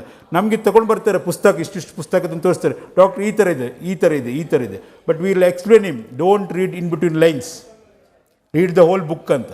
ನೀವು ಖಾಲಿ 2 ಪೇಜ್ ಓದಿದ್ದೀರಿ, ನಾನು ಇಡೀ ಪುಸ್ತಕ ಓದಿದ್ದೇನೆ ಅಂತ. And will tell the judge, ಈ ಪುಸ್ತಕ ಇಂಥ ಪುಸ್ತಕ ನಾನು ಬರೆದಿದ್ದೇನಂತ. That is what the significance. ಈಗ ಕೆಲವರು ಕೇಳ್ತಿದ್ರೆ ಇವನೇನು ಬದನೇಕೆ ಅಂತ. ಗೂಗಲಲ್ಲಿ ಹೋಗಿ ಗೂಗಲ್ಸ್ ಎಷ್ಟು ಪೇಪರ್ ಪಬ್ಲಿಷ್ ಮಾಡಿದ್ದಾನೆ ಅಂತ ನೋಡಬೇಕು ಅವರು. ಮೋರ್ ದೆನ್ 100 ಪಬ್ಲಿಕೇಶನ್ ಉಂಟು ನಂದು, more than 100 publication in international journal. That's what court will accept. ಇವ್ರಿಗೆ ಗೊತ್ತುಂಟು, ರೀ ಸಬ್ಜೆಕ್ಟ್ ಗೊತ್ತುಂಟು ಅಂತ. ಅದನ್ನು ಹೇಳು ಅಂತ ಹೇಳಿದರೆ PP ಬಿಡಲಿಲ್ಲ ನಮ್ಮನ್ನು. That is the reason sir. ಈ ಪೋಸ್ಟ್ಮಾರ್ಟಮ್ ರಿಪೋರ್ಟ್ನಲ್ಲಿ ಐನೋ ನೀವು ಇದರಲ್ಲಿ ಡೈರೆಕ್ಟ್ಲಿ ಇನ್ವಾಲ್ವ್ ಅಲ್ಲ, ಬಟ್ ನೀವು ಆಸ್ ಅ ಸಬ್ಜೆಕ್ಟ್ ಆಫ್ ಈ ಕೇಸ್ನ ಇಂಟ್ರೆಸ್ಟ್ನಲ್ಲಿ ನೀವು ಗಮನಿಸಿರಬಹುದು ಅಂತ ಹೇಳಿ, ಹೊಟ್ಟೆಯಲ್ಲಿ ಡೈಜೆಸ್ಟ್ ಆಗದ ಆಹಾರ ಪದಾರ್ಥ ಇತ್ತು ಅಂತ ಬರೆದಿರೋದು ಕೂಡ, ಸೌಜನ್ಯ ದೇಹದಲ್ಲಿ ಡೈಜೆಸ್ಟ್ ಆಗದೆ ಇರುವ ಆಹಾರ ಪದಾರ್ಥ ಇದೆ ಅಂತ ಬರೆದದ್ದು ಕೂಡ ಬಹಳ ಚರ್ಚೆಗೊಳಗಾಗ್ತದೆ. ಅದಕ್ಕೆ CBI ಅವರು ನನ್ನ ಹತ್ರ ಒಂದು ಪ್ರಶ್ನೆ ಕೇಳಿದರು, ಇದು ಈ ಥರ ಇದೆ, ಅದಕ್ಕೇನು ಉತ್ತರ ಕೊಡ್ತೀರಂತ. ಅದಕ್ಕೆ ನಾನೊಂದು ಉತ್ತರ ಕೊಟ್ಟೆ ಅವರಿಗೆ. ನೀವು ಆದಮ್ ಮಾಡಿದ 25 ಪೋಸ್ಟ್ಮಾರ್ಟಮ್ ರಿಪೋರ್ಟನ್ನು ತಗೊಂಡು ಬನ್ನಿ ಅಂತ.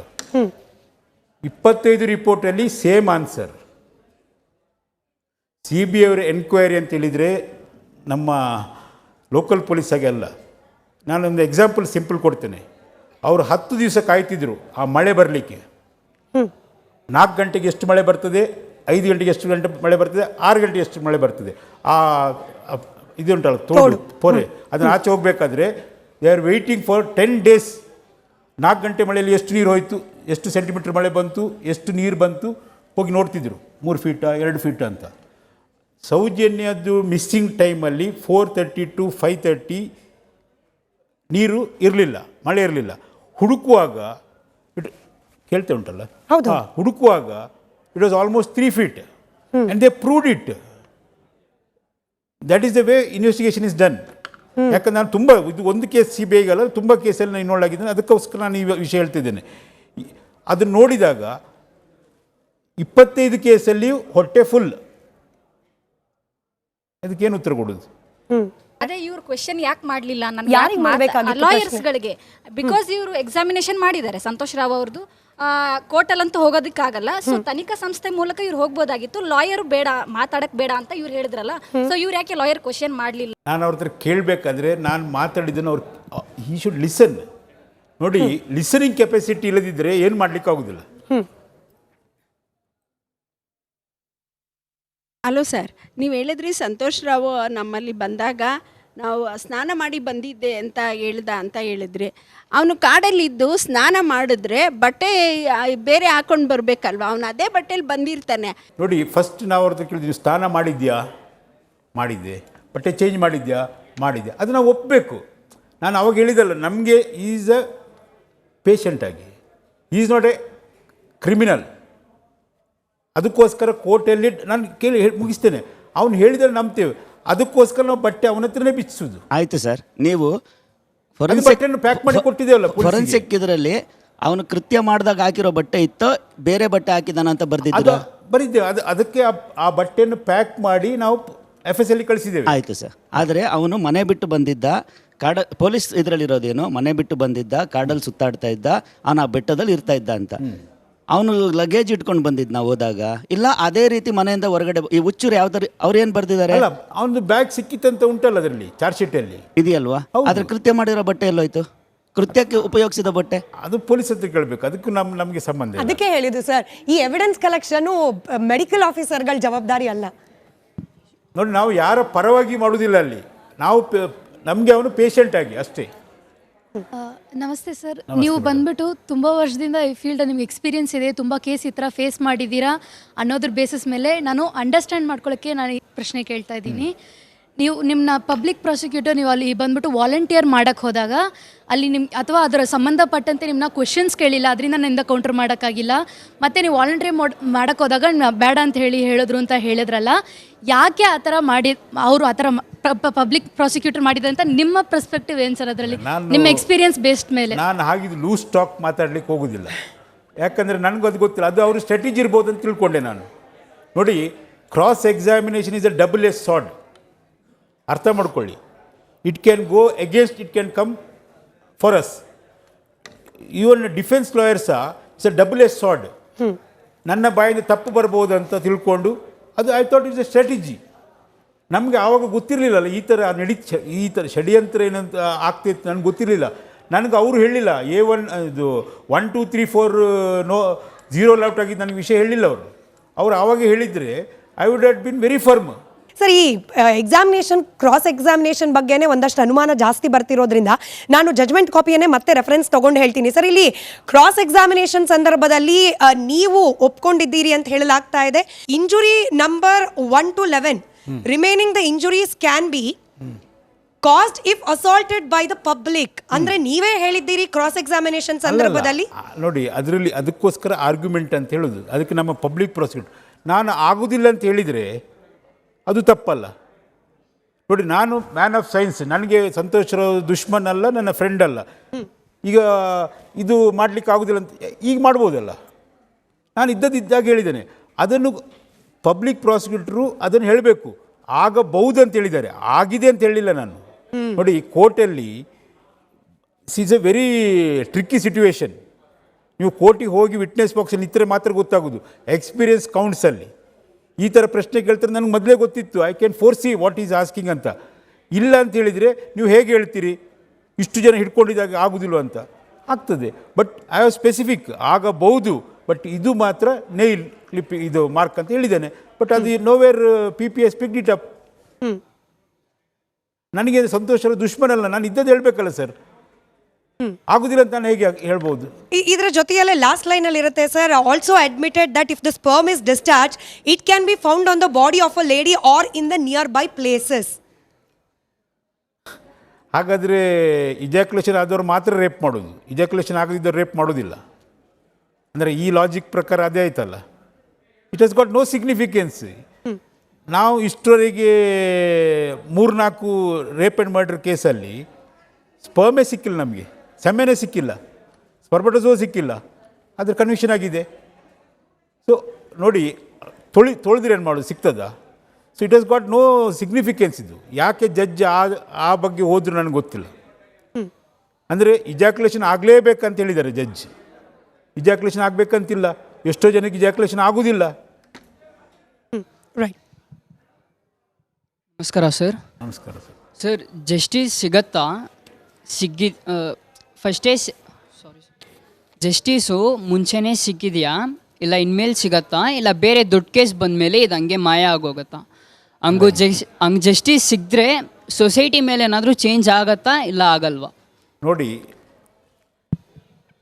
ತುಂಬ ರೇಪ್ ಕೇಸಲ್ಲಿ ಕನ್ವಿಕ್ಷನ್ ಆಗ್ತದೆ ಅಂದರೆ 30-35%. ಆ 70% ಬಿಟ್ಟು ಹೋಗ್ತೇವಲ್ಲ, ಅದ್ರ ಬಗ್ಗೆ ಮಾತ್ರ ನಾವು ಚರ್ಚೆ ಮಾಡ್ತೇವೆ. ನಮ್ಮ ಉಡುಪಿ ಜಿಲ್ಲೆಯಲ್ಲಿ 5 ರೇಪ್ ಆ್ಯಂಡ್ ಮರ್ಡರ್ ಆಗಿದೆ, 5 ಕನ್ವಿಕ್ಷನ್ ಆಗಿಲ್ಲ. ಅದ್ರ ಬಗ್ಗೆ ಯಾರೂ ಹೋರಾಟ ಮಾಡಿಲ್ಲ.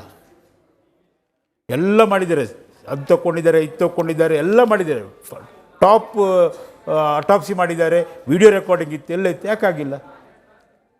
ಅದು it's left to the court to decide. ಕೋರ್ಟಿಗೆ judge is expert of expert, ಅದಕ್ಕಿಂತ ನಾನು ಏನು ಹೇಳೋದಿಲ್ಲ. ಯಾಕಂದರೆ ಜಡ್ಜ್ ಡಿಸೈಡ್ ಮಾಡೋದು ಇದು ಆಗಿದೆಯೋ ಇಲ್ಲೋ. ಒಂದು ಚೂರು ಬೆನಿಫಿಟ್ ಆಫ್ ಡೌಟ್ ಇದ್ದರೆ ಅದು ಕೊಡೋದು ಅಕ್ಯೂಸ್ಡಿಗೆ. ಬೆನಿಫಿಟ್ ಆಫ್ ಡೌಟ್ ಇಲ್ಲಿ ಎಷ್ಟಿತ್ತು ಬೆನಿಫಿಟ್ ಆಫ್ ಡೌಟ್? ಆದಮ್ ಅವರು ಎಕ್ಸಾಮಿನ್ ಮಾಡಿಲ್ಲ, ನಾನು ಮಾಡಿದೆ. ಹೊಟ್ಟೆಯಲ್ಲಿ ಊಟ ಉಂಟು, ಅದಕ್ಕೆ ಹೇಗೆ ಉತ್ತರ ಕೊಡೋದು? ಹೊಟ್ಟೆ ಅವರು ಊಟನೇ ಮಾಡೋದಿಲ್ಲ ಅಂತ ಅವಳ ಫ್ರೆಂಡ್ ಹೇಳಿದ್ದಾರೆ ಸ್ಟೇಟ್ಮೆಂಟ್. ಹುಷಾರಿದ್ದ PP ಆಗಿದ್ದರೆ ಅವರನ್ನು ಅಕ್ಯೂಸ್ಡ್ ವಿಟ್ನೆಸ್ ಬಾಕ್ಸ್ ತೆಗೀತಿದ್ರು. ಅವಳು ಚಾರ್ಜ್ ಶೀಟ್ ಅವಳ ಹೆಸರು ಹಾಕೋದಿಲ್ಲ ಇತ್ತು. ನಮ್ಮ ರೈಟ್ ಸರ್? ರೈಟ್ ಅಲ್ಲ ನಾನು ಹೇಳಿದ್ದು. ಈಗ ಯಾವುದೊಂದು ವಿಟ್ನೆಸ್ ಕರ್ಕೊಂಡು ಬಂದು ನನ್ನ ವಿರುದ್ಧನೇ ಕೊಟ್ಟು ಬಿಟ್ಟರು. ಹೊಟ್ಟೆಯಲ್ಲಿ ಊಟ ಇಲ್ಲ ಅಂತ ನಾನು ಪಬ್ಲಿಕ್ ಪ್ರಾಸಿಕ್ಯೂಟರ್ ಹೇಳ್ತಾ ಇದ್ದೇನೆ. ನಾನೇ ಪಬ್ಲಿಕ್ ಪ್ರಾಸಿಕ್ಯೂಟ್ರು ಒಬ್ಬನ ಕರ್ಕೊಂಡು ಬಂದು ಅವಳು ಊಟನೇ ಮಾಡಿಲ್ಲ ಸರ್, ನನ್ನೊಟ್ಟಿಗೆ ಇದ್ಲಿ ಇಡೀ ದಿವಸ ಅಂತ. ಅವ್ರನ್ನ ಯಾಕೆ ವಿಟ್ನೆಸ್ ಆಗಿ ಹಾಕಿದ್ದೀರಿ ನೀವು? ಅಂದರೆ ನಾನು ನನ್ನ ಎಕ್ಸ್ಪೀರಿಯೆನ್ಸ್ ಹೇಳೋದು ಯಾಕೆ ಕನ್ವಿಕ್ಷನ್ ಆಗ್ತದೆ. ಯಾಕಂದರೆ ಮೋರ್ ದೆನ್ 400 ಕನ್ವಿಕ್ಷನ್ ನಾನು ಒಬ್ಬ ಅದರಲ್ಲಿ 1% ಕೊಟ್ಟವ. So all credit should go to PP, investigating officer. ಇದು ಹೇಗಂತ ಹೇಳಿದರೆ ಎಲ್ಲ ಮಾಡ್ತಾರೆ, ದೋಸೆ ಎಲ್ಲ ಸರಿಯಾಗಿ ಮಾಡಿ, ಉಪ್ಪು ಖಾರ ಕರೆಕ್ಟಾಗಿ ಮಾಡ್ತಾರೆ. ಈ ಕೊಡುವವರು ಯಾರು? ವೆಯ್ಟ್ರ್ ಕೊಡುವಾಗ ವೆರಿ ರೂಡ್ಲಿ, ವೆರಿ ಕ್ರೂಡ್ಲಿ ಕೊಡ್ತಾರೆ. ಅದು ದೋಸೆ ಎಷ್ಟು ಒಳ್ಳೆ ಇದ್ರೂ ಸಹ ತಿಂದವನು ಹೇಳ್ತಾನೆ ಏನ್ರಿ ಮಾ ಅಂತ. Am I right? ಈ ಥರ ಆಗಿದೆ ಸರ್ ಇದರಲ್ಲಿ. ರೈಟ್. ನಾವು ಈಗ ಬುರ್ಡೆ ಪ್ರಕರಣ ಅಥವಾ ನೂರಾರು ಶವಗಳನ್ನು ಹೂತ ಪ್ರಕರಣಕ್ಕೆ ಹೋಗೋಕೆ ಮುಂಚೆ ಸೌಜನ್ಯ ರಿಲೇಟೆಡ್ ಯಾರಿಗಾದ್ರೂ ಪ್ರಶ್ನೆ ಇದ್ರೆ? ಬೆಳವಣಿಗೆಗಳ ಮಧ್ಯೆ ಸೌಜನ್ಯ ಕೇಸ್ ಹಳ್ಳ ಹಿಡಿಯೋಕ್ಕೆ ಕಾರಣ ಯಾರು? ಈಗಷ್ಟೇ ಹೇಳಿದಲ್ಲ ಸರ್, ಒಂದು ಎಕ್ಸಾಂಪಲ್ ಕೊಟ್ಟೆ. ಹೊಟ್ಟೆಯಲ್ಲಿ ಊಟ ಇತ್ತಂತ ಡಾಕ್ಟ್ರ್ ಬರೆದಿದ್ದಾರೆ. ಅವಳೊಟ್ಟಿಗೆ ಇದ್ದವಳನ್ನು ಕರ್ಕೊಂಡು ಬಂದು ಊಟ ಇಲ್ಲ ಅಂತ ಯಾರು ಹೇಳಿಸಿದ್ದು? PP ಅವರೇ. ಅದಕ್ಕಿಂತ ಜಾಸ್ತಿ ಇನ್ನೊಂದು ಎಕ್ಸಾಂಪಲ್ ಬೇಕಾ ಸರ್? ಈಗ ನೀವು ಹೇಳಿದ್ರೆ PP-ನೇ ಕರ್ಕೊಂಬಂದು ಆ ಹುಡುಗಿನ ಹೇಳ್ಸಿದ್ರು ಅಂತ ಚಾರ್ಜ್ ಶೀಟಲ್ಲಿ ಹೆಸರಿತ್ತು ಅಲ್ವಾ? ಮತ್ತೆ ಎವಿಡೆನ್ಸ್ ಸಿಕ್ಕಿದಾಗ ಹೊಟ್ಟೆಯಲ್ಲಿ ಊಟ ಇದೆ ಅಂತ ಹೇಳಿದಾಗ ಆ ವಿಟ್ನೆಸ್ ಸುಳ್ಳು ಹೇಳ್ತಿದ್ದಾರೆ ಅಂತ ಪ್ರೂವ್ ಆಯ್ತಲ್ಲ ಸರ್. ಮತ್ತೆ ಆ ವಿಟ್ನೆಸ್ದು ಸ್ಟೇಟ್ಮೆಂಟ್ ತಗೋಬಾರ್ದಲ್ಲ ಸರ್ ಕೋರ್ಟಲ್ಲಿ? ಅಲ್ಲ, ಕರ್ಸಿದ್ಯಾರು ನೋಡಿ? PP-ನೇ ಕರ್ಸಿದ್ದು ಸರಿ, ಬಟ್ ಆಕೆ ಸುಳ್ಳು ಹೇಳ್ತಿದ್ದಾಳಲ್ಲ, ಜಡ್ಜು ಕ್ಯಾನ್ ಆಲ್ವೇಸ್. ಇಲ್ಲ, ಹಾಗಾಗುದಿಲ್ಲ ಅದು. ಯಾಕಂದರೆ ಚಾರ್ಜ್ ಶೀಟಲ್ಲಿ ಅವಳನ್ನು ಸೇರಿಸ್ಕೊಂಡಿದ್ದಾರಲ್ಲ ಇವರು.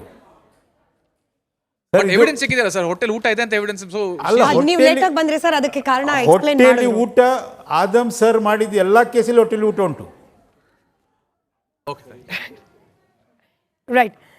ಈ ನೂರಾರು ಶವಗಳನ್ನ ಹೂತಿಟ್ಟ ಪ್ರಕರಣ ಹೇಗೆ ಜಡ್ಜ್ ಮಾಡ್ಬೇಕಂತ ಹೇಳಿ ನಾನೊಂದು ಎಕ್ಸಾಂಪಲ್ ಕೊಡ್ತೇನೆ ಮೇಡಮ್. Yes, sir. ಹೇಗೆ ಜಡ್ಜ್ ಮಾಡ್ಬೇಕಂದ್ರೆ ಒಂದು ಕೇಸ್ ಶೀಟ್ ತೆಗೆದು ನೋಡೋದಲ್ಲ ಸರ್.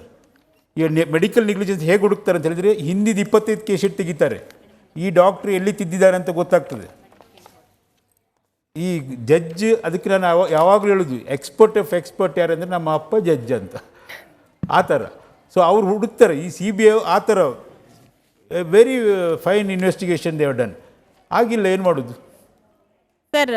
ಈ ಕೇಸ್ ಮುಂದುವರೆದು ಮತ್ತೆ ಕೆಲವರನ್ನ ಉದಯ್ ಜೈನ್, ಮಲ್ಲಿಕ್ ಜೈನ್ ಮತ್ತು ಧನಂಜಯ್ ಜೈನ್ಗಳನ್ನ ಅವ್ರನ್ನ ಆರೋಪಿಗಳು ಅನ್ನೋ ರೀತಿಯಲ್ಲಿ ಒಂದು ಸಮೆನ್ಸ್ ಜಾರಿ ಮಾಡುತ್ತೆ ಸರ್ ಕೋರ್ಟಲ್ಲಿ. ಈಗ ನೀವು ಹೇಳಿದ್ರಿ ಸಂತೋಷ್ ರಾವ್ಗೆ ಯಾವ ರೀತಿ ನೀವು ಎಕ್ಸ್ಪರ್ಟೈಸ್ ಮಾಡಿ ಫಾರೆನ್ಸಿಕ್ ಇದೆಲ್ಲ ಮಾಡಿದ್ರು, ನೀವು ಅದೇ ಥರ ಅವ್ರನ್ನೂ ಎಕ್ಸಾಮಿನ್ ಮಾಡಿದ್ದೀರಾ? ಇಲ್ಲ, ಅವರು ನಮ್ಮ ಹತ್ರ ಬರಲೇ ಇಲ್ಲಲ್ಲ. ಅವ್ರನ್ನ ಎಕ್ಸಾಮಿನೇಷನ್ ಮಾಡಿ ಏನು ಪ್ರೂವ್ ಮಾಡಬೇಕಾಗ್ತದೆ? ಯಾಕಂದ್ರೆ ಅವ್ರು ಬಂದದ್ದು 2 ವರ್ಷ ನಂತರ. ನಿಮ್ಮ ಹತ್ರ ಬಂದಿದ್ದು 2 ಅಲ್ಲ, ವರ್ಷ. ನಮ್ಮ ಹತ್ರ ಬರಲೇ ಇಲ್ಲ. ಯಾಕಂದ್ರೆ ಆರೋಪಿ ಅಂತ ಬಂದಿದ್ದೆ 2 ವರ್ಷದ ನಂತರದಲ್ಲಿ ಅಂತ. ಅವರು 365 ದಿವಸ ಸ್ನಾನ ಮಾಡಿದ್ದಾರೆ. ಸೋಪ್ ಹಾಕಿ, ವಿಮ್ ಹಾಕಿ, ಡೆಟರ್ಜೆಂಟ್ ಹಾಕಿ ಸ್ನಾನ ಅವರು ಮಾಡಿದ್ದಾರೆ. ನಿಮ್ಮ ಹತ್ರ ಬಂದಿಲ್ಲ ಅನ್ನೋದು ನಿಮ್ಮ. ಅಲ್ಲ, ಅವ್ರು ಬಂದ್ರೆ ಏನು ಸಿಗುದಿಲ್ಲಲ್ಲ ಮೇಡಮ್. ಓಕೆ ಓಕೆ, 2 ಈಗ ವರ್ಷ. ನೋಡಿ, 1 ವರ್ಷ ಚಾರ್ಜ್ ಶೀಟ್ ಆಗೋರಿಗೆ ಕಾಯ್ತಾ ಇದ್ರು. ರುದ್ರಮುನಿ ಸರ್ ಕರೆಕ್ಟ್ ಹೇಳಿದ್ದಾರೆ. ಸರ್, ಸಾರ್ವಜನಿಕರಾಗಿ ನಮಗೆ ಡೌಟ್ ಬರೋದು ಸರ್, ನೀವೀಗ ಒಬ್ಬ ಎಕ್ಸ್ಪರ್ಟ್ ಆಗಿದ್ದೀರಾ, ವಿದ್ಯಾವಂತರಾಗಿದ್ದೀರಾ. ತನಿಖಾ ಆದಮ್ ಅವರು ಬಿಟ್ಟು ಅಲ್ಲಿ ಡಾಕ್ಟರ್ ರಶ್ಮಿ ಅವರು ಸಹ ಇದ್ರು ಸರ್, ಅಲ್ವಾ ಸರ್? ನೀವು ಪ್ರತಿ ಸಾರಿ ಆದಮ್ ಅವ್ರ ಹೆಸರು ಮಾತ್ರ ತಗೋತಿದ್ದೀರಾ, ರಶ್ಮಿ ಮೇಡಮ್ ಹೆಸರು ತಗೋತಿಲ್ಲ. ಒಂದು ಮಿನಿಟ್ ನೆನಪೋಗೋ ಮೊದಲು, ಕೋರ್ಟಲ್ಲಿ ಆದಮ್ ಅವರಿಗೆ ನನ್ನ ಎದುರಿಗೆ judge PP they use bad words. ನಾನು ಇವತ್ತು ಹೇಳ್ತೇನೆ, ನನಗೆ ಯಾಕಂದರೆ ಅವರು ಜಡ್ಜ್ ಹೇಳಿದರು, ನಿನ್ನ ಹೆಂಡ್ತಿಗಾಗಿದ್ರೆ ಹೀಗೆ ಮಾಡ್ತಿದ್ಯಾ, ನಿನ್ನ ಮಗಳಿಗಾಗಿದ್ರೆ ಹೀಗೆ ಮಾಡ್ತಿದ್ಯಾ. ಯಾಕೆ ಹೇಳಿದ್ರು ಅಂದರೆ ಅವರು ಮಂದ ಎಂತ ಡಿಮ್ ಲೈಟ್ ಇತ್ತಂತ ಏನೋ ಸ್ಟೇಟ್ಮೆಂಟ್ ಕೊಟ್ಟಿದ್ದರು ನಾನು ಹೋಗೋ ಮೊದಲು. ಆವಾಗ ಜಡ್ಜ್ ವಿಟ್ನೆಸ್ ಬಾಕ್ಸಲ್ಲಿ ಅವ್ರಿಗೆ ಈ ಥರ ಬೈದರು. ನಾನು ಅಲ್ಲಿ ಕೆಳಗಿದ್ದೇನೆ. ನಾನು ಹೋಗುವಾಗ I don't know the strategy, ನನ್ನನ್ನು ಹೆದರ್ಸ್ಲಿಕ್ಕೆ ಮಾಡಿದಾರೋ ನನಗೆ ಗೊತ್ತಿಲ್ಲ. ಈ ಥರ ಒಂದು ಅಟ್ಮಾಸ್ಫಿಯರ್ ಕ್ರಿಯೇಟ್ ಮಾಡಿದರು. ಸರ್, ಈಗ ನಮಗೆ ಒಂದು ಸಾರ್ವಜನಿಕರಾಗಿ ನಮಗೊಂದು ಡೌಟ್ ಏನು ಬರ್ತಿದೆ ಅಂದರೆ ಸರ್, ನ್ಯಾಯ ಕೊಡಿಸ್ಬೇಕಾದ ಜವಾಬ್ದಾರಿ ಇರೋದು, ಒಂದೇ ನಿಮಿಷ, ನ್ಯಾಯ ಕೊಡಿಸ್ಬೇಕಾದ ಜವಾಬ್ದಾರಿ ಕೋರ್ಟ್ನಲ್ಲಿ ಇದ್ದಿದ್ದು PP.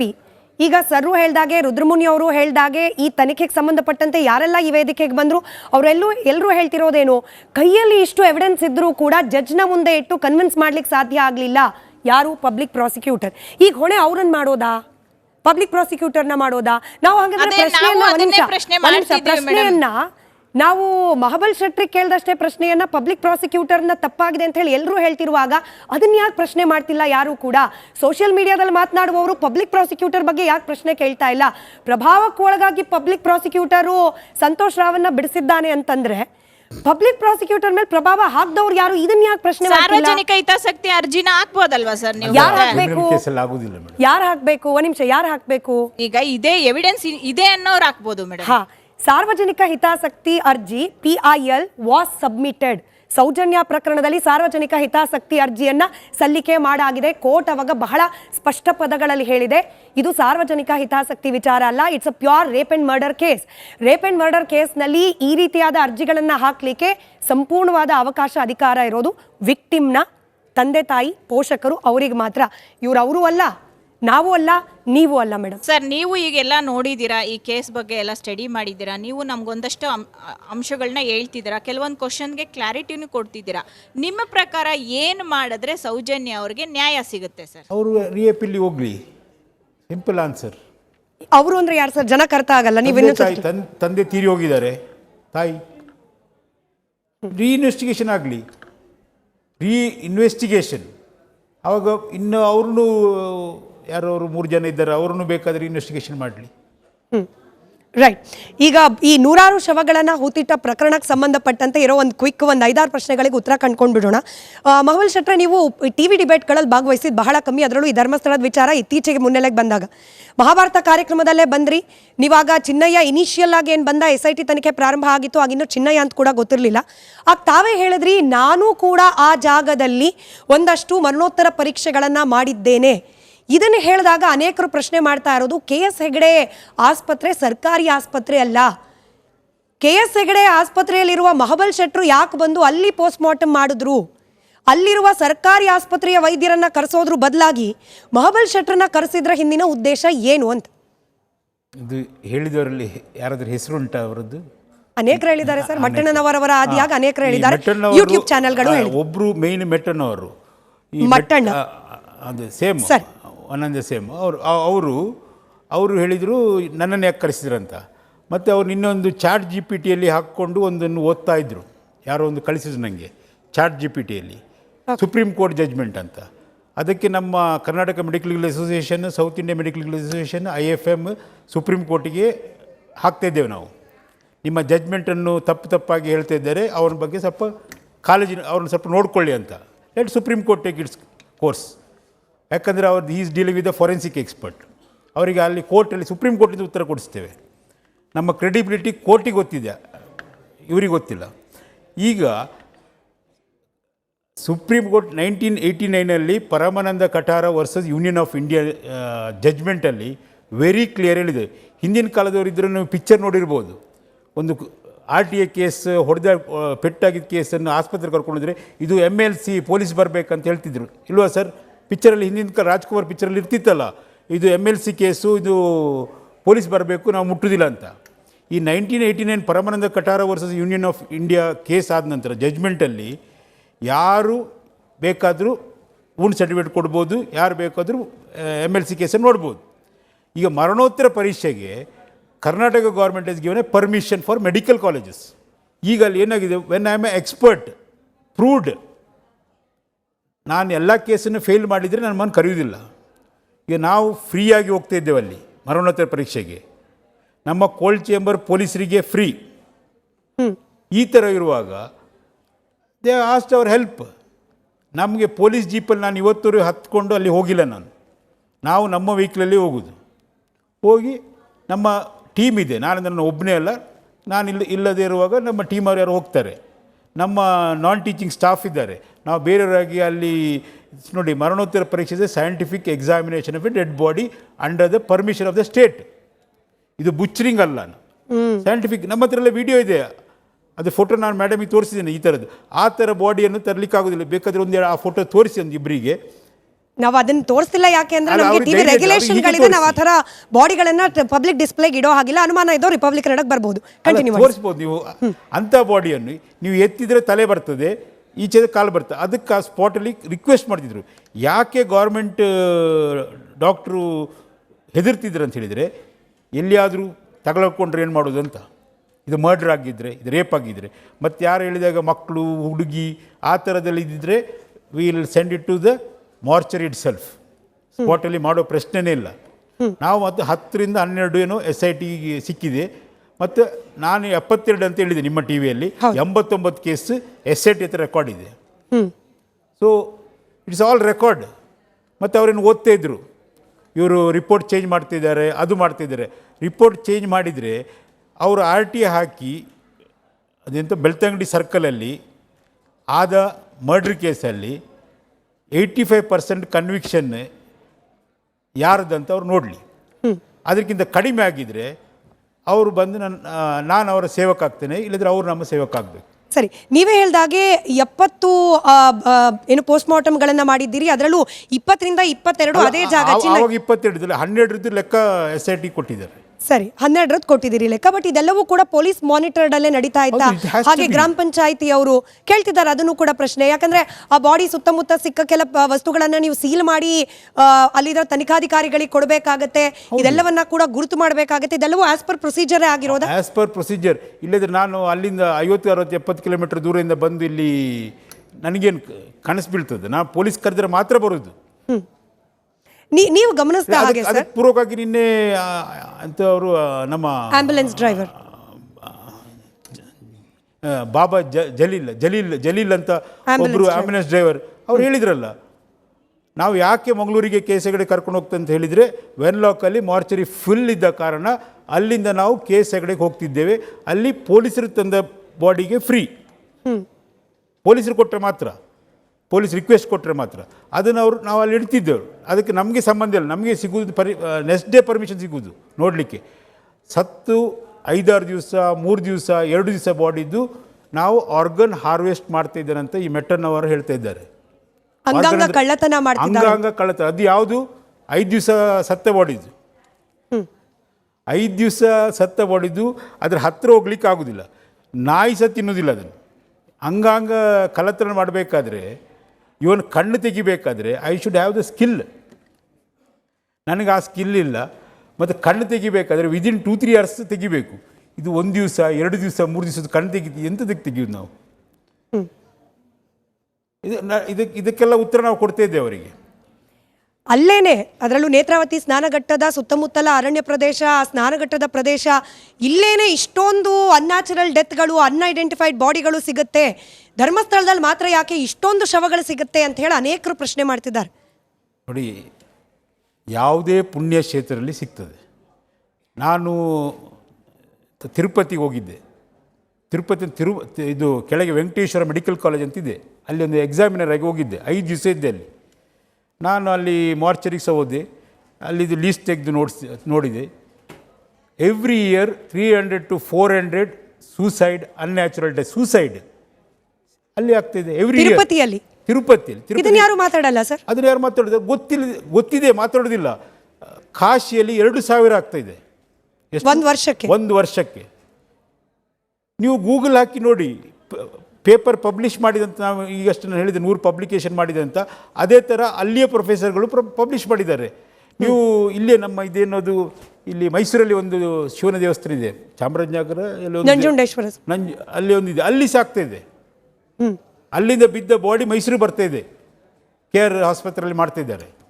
ಎಷ್ಟಿದೆ ಸರ್ ಅಲ್ಲಿ ಅಂದಾಜು? ಅಲ್ಲಿ ತುಂಬ ಇದೆ, ಮೋರ್ ದೆನ್ ಇದು ನಮ್ಮ ಧರ್ಮಸ್ಥಳ.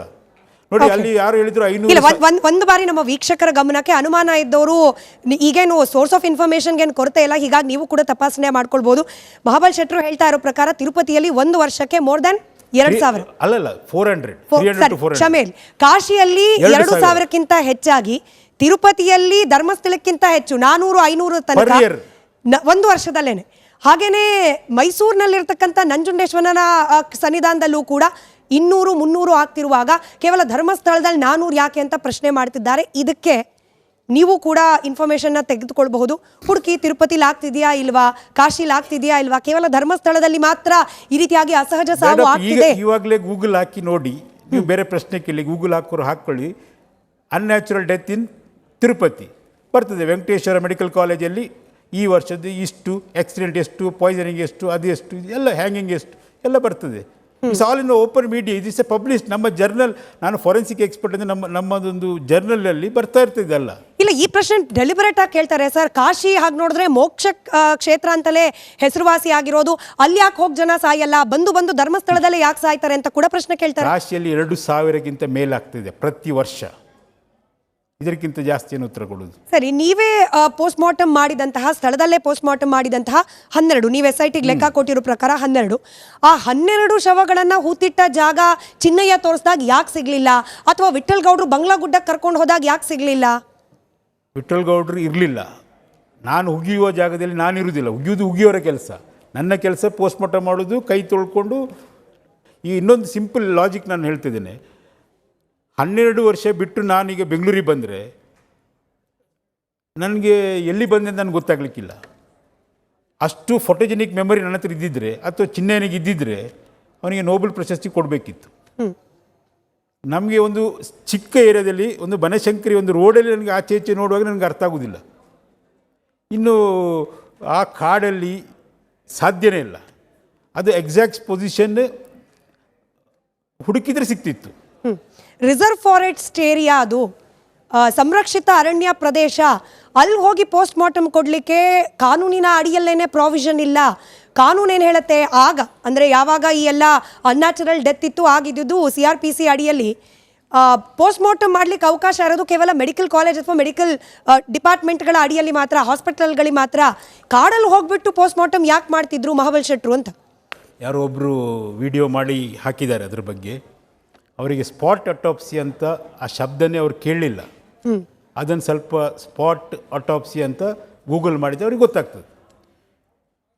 ಅದು ರಿಸರ್ವೈರಾ, ಅದು ರಿಸರ್ವ್ ಫಾರೆಸ್ಟಾ, ಅದು ಕಾಡ ನಾಡ, it is left to police.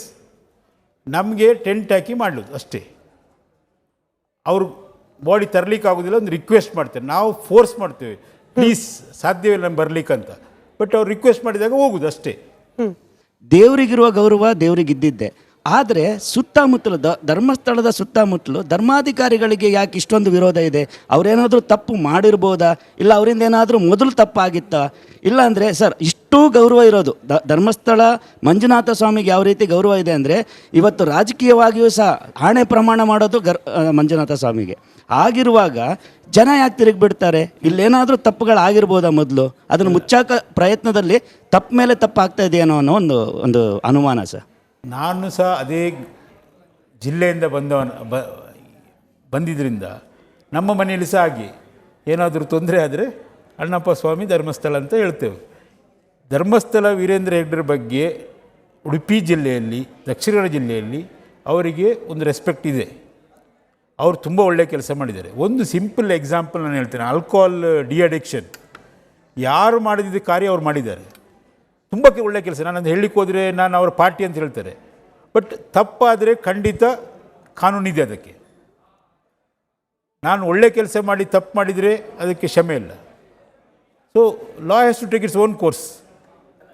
ಅಲ್ಲ, ಯಾಕಂತ ನಾನು ಅಲ್ಲಿ ಜನರಿಗೆ ಬಿಟ್ಟದ್ದು ಅದು. ಅಲ್ಲ, ನಾನು ನಿಮ್ಮ ಹತ್ರ ಕೇಳೋದು, ಅವರು ಯಾವುದೇ ವಿಚಾರಗಳಲ್ಲೂ ಭಾಗಿಯಾಗ್ದಲೇ ಇರೋದು, ಇಲ್ಲ ಹೊರಗಡೆ ಬಂದು ತನ್ನನ್ನು ತಾನು ಸಮರ್ಥಿಸ್ಕೊಳ್ದಲೇ ಇರೋ ವಿಷಯನೇ ದೊಡ್ಡ ತಪ್ಪಾಗ್ತದೆಯೇನೋ ಅನ್ನಿಸ್ತಾ ಇದೆ. ಅಲ್ಲ, ಅವರು ನೋಡಿ, ಅವರು ಸೈಲೆಂಟ್ ಇದ್ದ ಕಾರಣ ಏನಂತ ಹೇಳಿದರೆ, ಈ ಥಿಂಗ್ಸ್ ಈಸ್ ವೆರಿ ಕ್ಲಿಯರ್.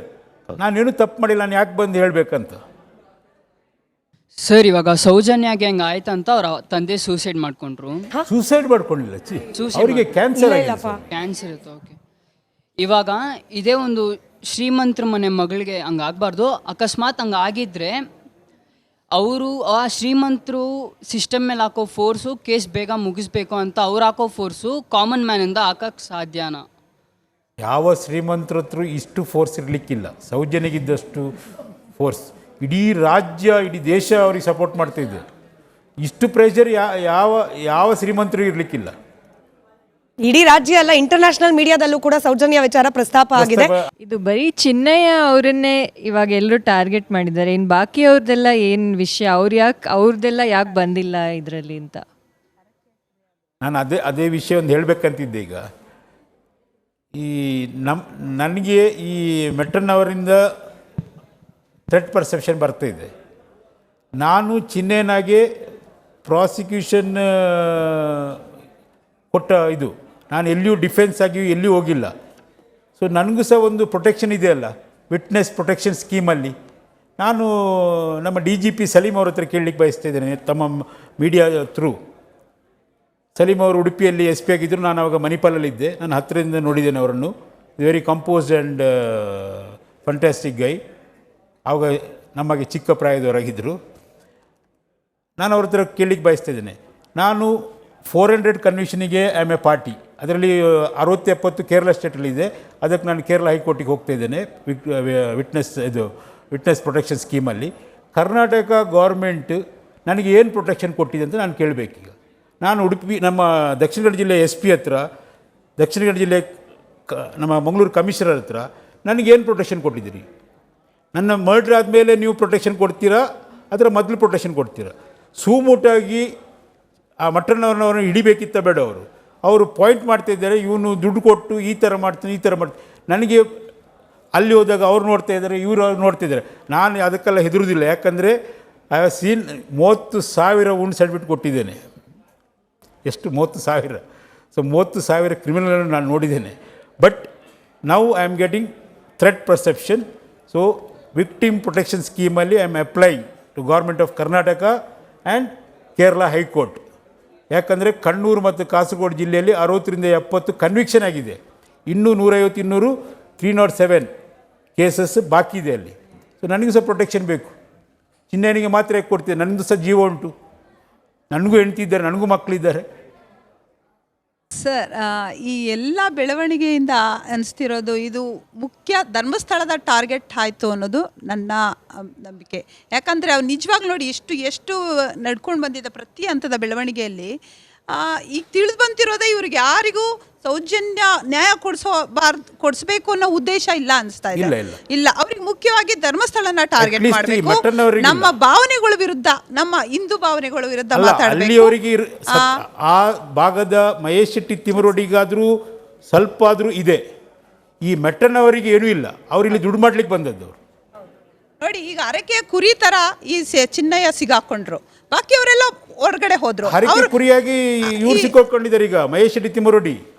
ಈ ಮಟ್ಟನವರು ಅವ್ರನ್ನ ಮುಗಿಸ್ತಾನೆ, ಯಾಕಂದ್ರೆ ಮಟ್ಟನವ್ರು ಒಳಗೆ ಹೋಗೋದು ಗ್ಯಾರಂಟಿ. ಹೌದು, ಯಾಕಂದ್ರೆ ನಾನು ಸುಪ್ರೀಂ ಕೋರ್ಟಲ್ಲಿ ನಮ್ಮ ಅಸೋಸಿಯೇಷನ್ ಆಗ್ತಿದೆ, Indian academy forensic medicine all over India, south India medical association, Karnataka medical society, ಅವ್ರು ಮಾತಾಡಿದನ್ನೆಲ್ಲ ವಿಡಿಯೋ ಡೌನ್ಲೋಡ್ ಮಾಡಿದ್ದೇವೆ.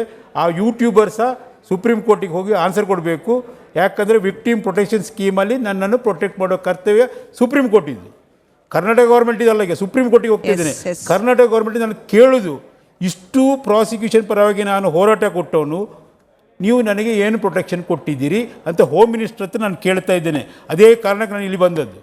ಈ ಮಟ್ಟವರು ನಾಳೆ ಬಂದು ನನಗೆ ಹೊಡೆದ್ರು ಸಹ ಕೊಂದರು ಸಹ ಇವರು ವೆರ್ ಇಸ್ SP, ಹೌದು, where is 7 conviction life imprisonment ಇದೆ 25ರಲ್ಲಿ ನಮ್ಮಿಂದ ಆಗಿದೆ. ಆದರೂ ಸಹ 400 ಕನ್ವಿಕ್ಷನ್ ನನ್ನಿಂದ ಆದರೂ ಸಹ ಇವ್ರು ಏನು ಪ್ರೊಟೆಕ್ಷನ್ ಕೊಡ್ತಾರೆ? ಸೋಷಿಯಲ್ ಮೀಡಿಯಾದಲ್ಲಿ ಕುತ್ಕೊಂಡು ಗಂಟೆಗಟ್ಟಲೆ ಯಾವುದೇ ಡಾಕ್ಯುಮೆಂಟನ್ನು ತೋರಿಸ್ದೆ, ಯಾವುದೇ ಫೋಟೋಗ್ರಾಫನ್ನು ತೋರಿಸ್ದೆ, ಯಾವುದೇ ಎಕ್ಸ್ಪರ್ಟ್ಗಳಂದ್ರೆ ಈ ಪ್ರಕರಣಗಳಲ್ಲಿ, ಸೌಜನ್ಯ ಪ್ರಕರಣ ಅಥವಾ ಈ ಧರ್ಮಸ್ಥಳದಲ್ಲಿ ಆಗಿದೆ ಅನ್ನಲಾಗ್ತಾ ಇರುವ ನೂರಾರು ಅತ್ಯಾಚಾರ ಕೊಲೆ ಪ್ರಕರಣಕ್ಕೆ ಸಂಬಂಧಪಟ್ಟ ಒಫಿಷಿಯಲ್ ಧ್ವನಿಗಳನ್ನು ಇಟ್ಕೊಂಡೇ ಮಾತನಾಡೋದು ಬಹಳ ಸುಲಭ.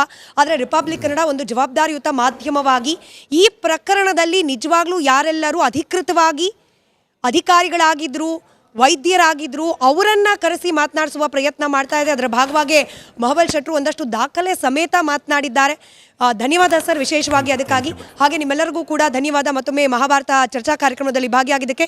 ಇದಾಗಿತ್ತು ಇವತ್ತಿನ ಮಹಾಭಾರತ ವಿಶೇಷ ಚರ್ಚಾ ಕಾರ್ಯಕ್ರಮ. ನೋಡ್ತಾ ಇರಿ ರಿಪಬ್ಲಿಕ್ ಕನ್ನಡ, ಇದು ನಿಮ್ಮ ಧ್ವನಿ.